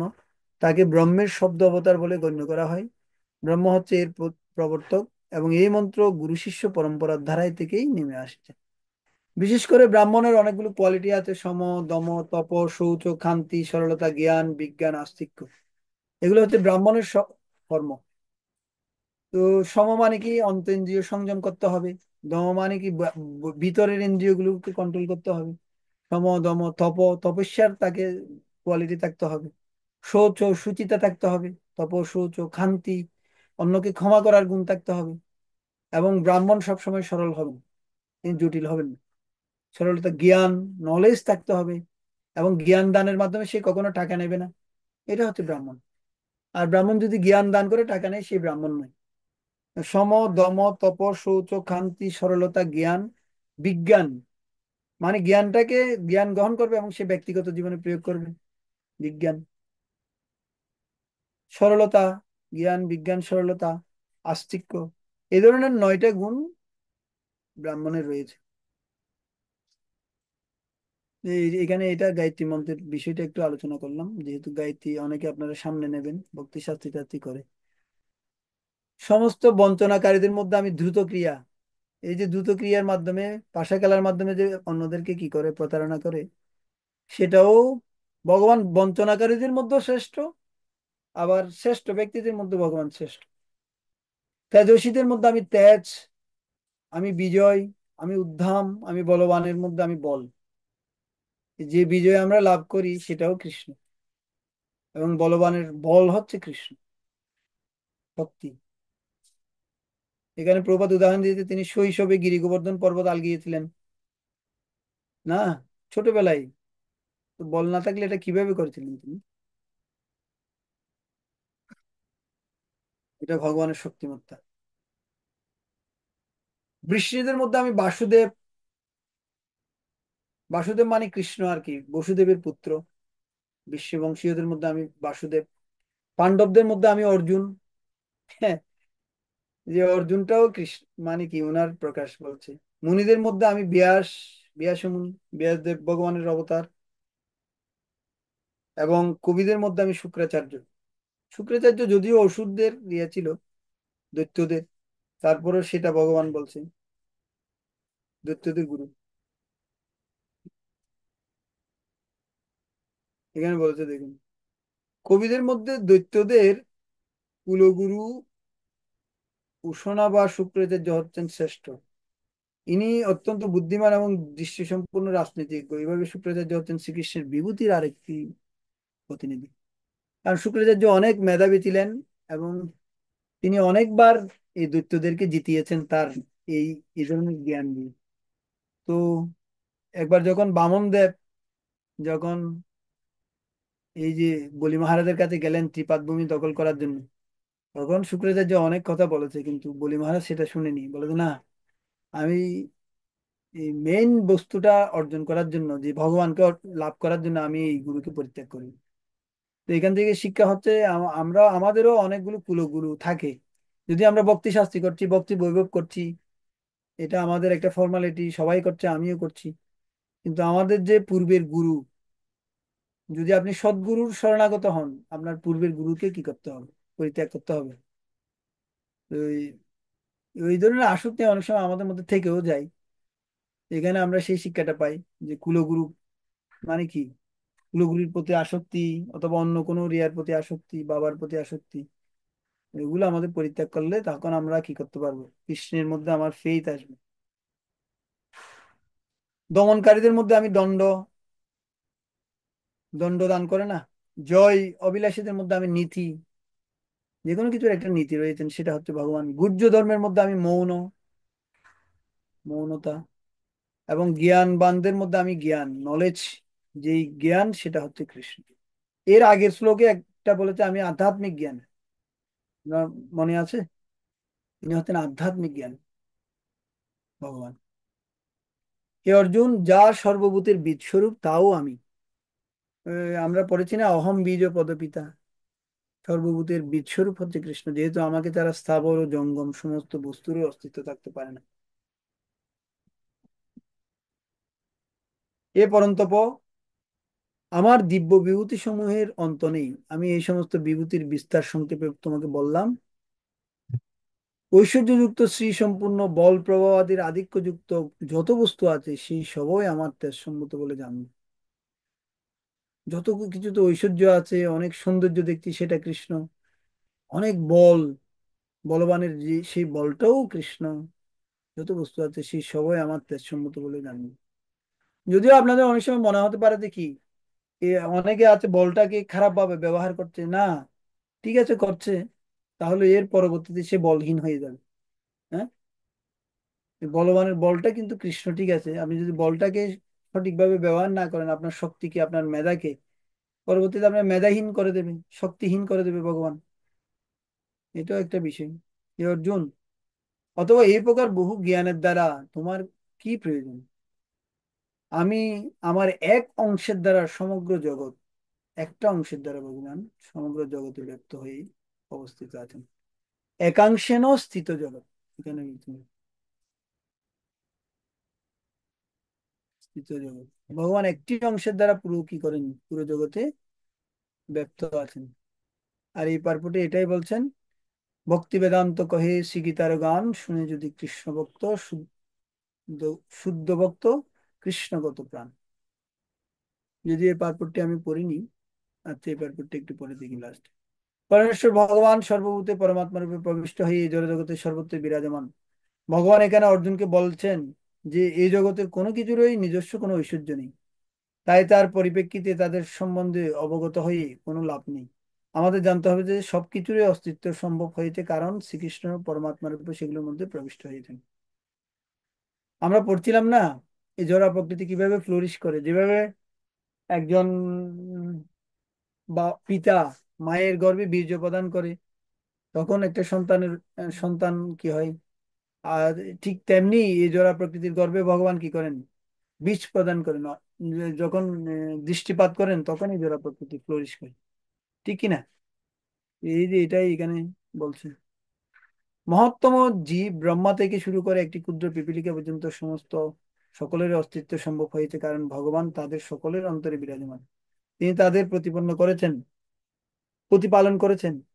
অনেকে প্রচার করে থাকে যে যে কোনো দেবদেবীর আরাধনা করে পরমেশ্বর ভগবানের কাছে বা পরম লক্ষ্যে পৌঁছানো যাবে। দেখেছেন, এখানে প্রভুপাদ এই জন্য এটা ক্লিয়ার করেছে, যেখানে দেবদেবীর আরাধনা করলে আপনি পৌঁছাতে পারবেন না। কিন্তু এখানে দেবদেবীদের পূজা করতে সম্পূর্ণরূপে নিরুৎসাহিত করা হয়েছে, কারণ ব্রহ্মা ও শিবের মতো শ্রেষ্ঠ দেবতারা হচ্ছে ভগবানের অনন্ত বিভূতির অংশ মাত্র। কারা? ব্রহ্মা এবং শ্রেষ্ঠ দেবতারাও। ভগবানের হচ্ছেন সকলের উৎস, তার থেকে আর কেউ শ্রেষ্ঠ নয়।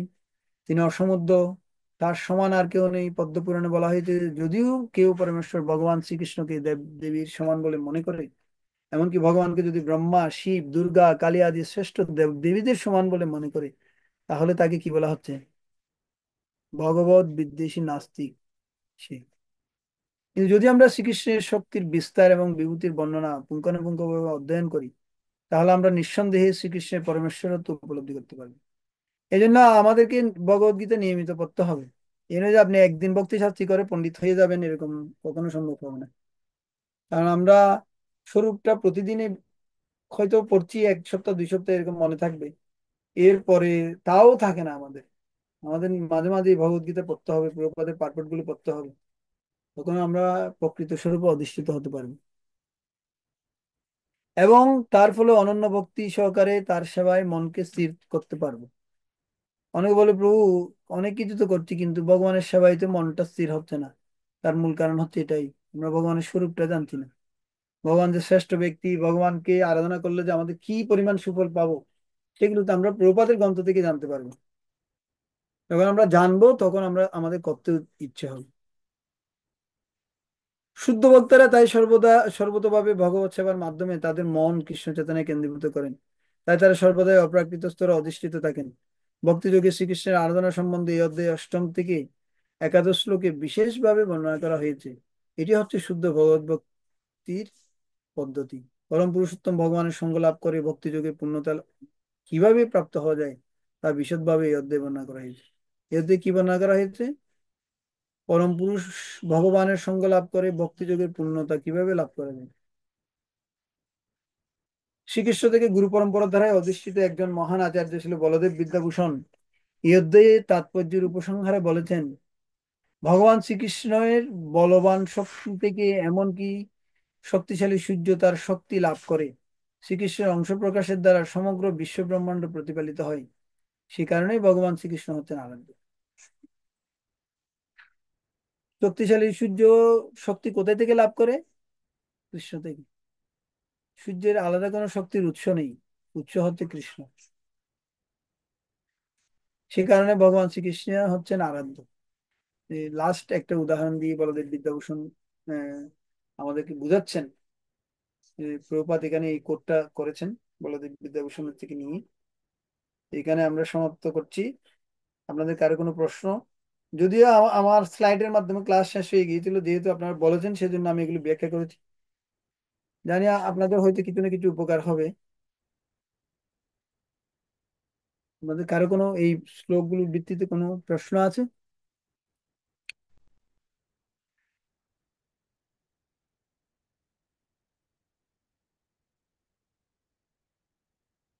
তো আগামী সপ্তাহে আপনাদের পড়া থাকবে।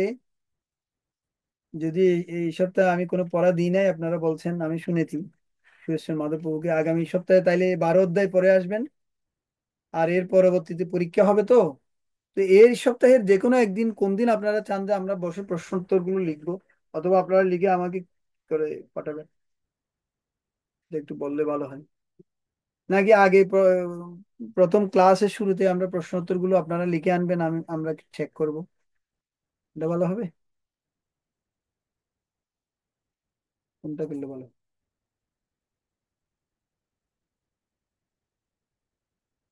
নাকি চেক করার প্রয়োজন নাই, আপনারা লিখে আনবেন, পরীক্ষা দেবেন, ওটা করলে ভালো হবে? হরে কৃষ্ণ, প্রণাম প্রভু। প্রভু, আমরা লিখে আনলে যদি আপনি আমাদেরকে বলে দেন যে এটা কতটুকু হয়েছে বা হয়নি, এর আগে যেরকম আমাদেরকে বলছিলেন ওইরকম আর কি। ওটা হলে ভালো হবে না? হ্যাঁ তারপর প্রভু। যা লিখে নিয়ে আসুন। আগামী সপ্তাহে আমরা তাহলে এই যে আমরা 7ম অধ্যায় পর্যন্ত মনে হয় প্রশ্ন উত্তর কমপ্লিট করেছিলাম। অষ্টম নবম, বা অনেকগুলো চ্যাপ্টার জমা হয়ে গেছে, আমার একটু ভুল হয়েছে। আমি প্রত্যেক সেশন শেষে নিয়ে নেওয়া উচিত ছিল। ঠিক আছে, তাইলে অষ্টম নবম দশম পর্যন্ত আপনারা লিখে নিয়ে আসুন। ওগুলোতে একটু একটু কম আছে, প্রথম ইয়েটাতে একটু বেশি ছিল। তো বেশিক্ষণ লাগবে না, আপনাদের একটু ডিপলি পড়লে বের করতে পারবেন। আর অ্যাসাইনমেন্ট যারা জমা দেন নাই, অ্যাসাইনমেন্ট গুলো জমা দিয়ে দেবেন। আর যারা যথাসময়ে জমা দিয়েছেন তাদেরকে ধন্যবাদ জানাই, কৃতজ্ঞতা জানাই। আর যারা লিখতে পারছেন না, কোনো প্রবলেম আছে, আমার সাথে সরাসরি কথা বলুন। নিয়ে চুপ করে বসে থাকবেন না, বোঝাটা ভারী হয়ে যাবে। বোঝাটাকে একটু হালকা করুন, কারণ আমি আপনাদেরকে সহযোগিতা করতে চাই। ঠিক আছে, যারা লিখতে পারছেন না সরাসরি আমার সাথে কথা বলবেন, আমি সবসময় আপনাদের সময় দেব। অনেকে মনে করে আমার সময় নেই, আমার পুরো সময়টাই আপনাদের জন্য। ওকে, এখানে আমরা বিশ্রাম রাখছি, যেহেতু আপনাদের কোনো প্রশ্ন নেই। প্রপাত কি, সমবেত গৌর ভক্তবৃন্দ কি, হৃদয় গৌর প্রেমানন্দে, হরি হরি গৌর। কল্পতরুশ্চ কৃপা সিন্ধু পতিতানাং পাবনেভ্यो বৈষ্ণবেভ্यो নমো নমঃ। গৌর প্রেমানন্দে।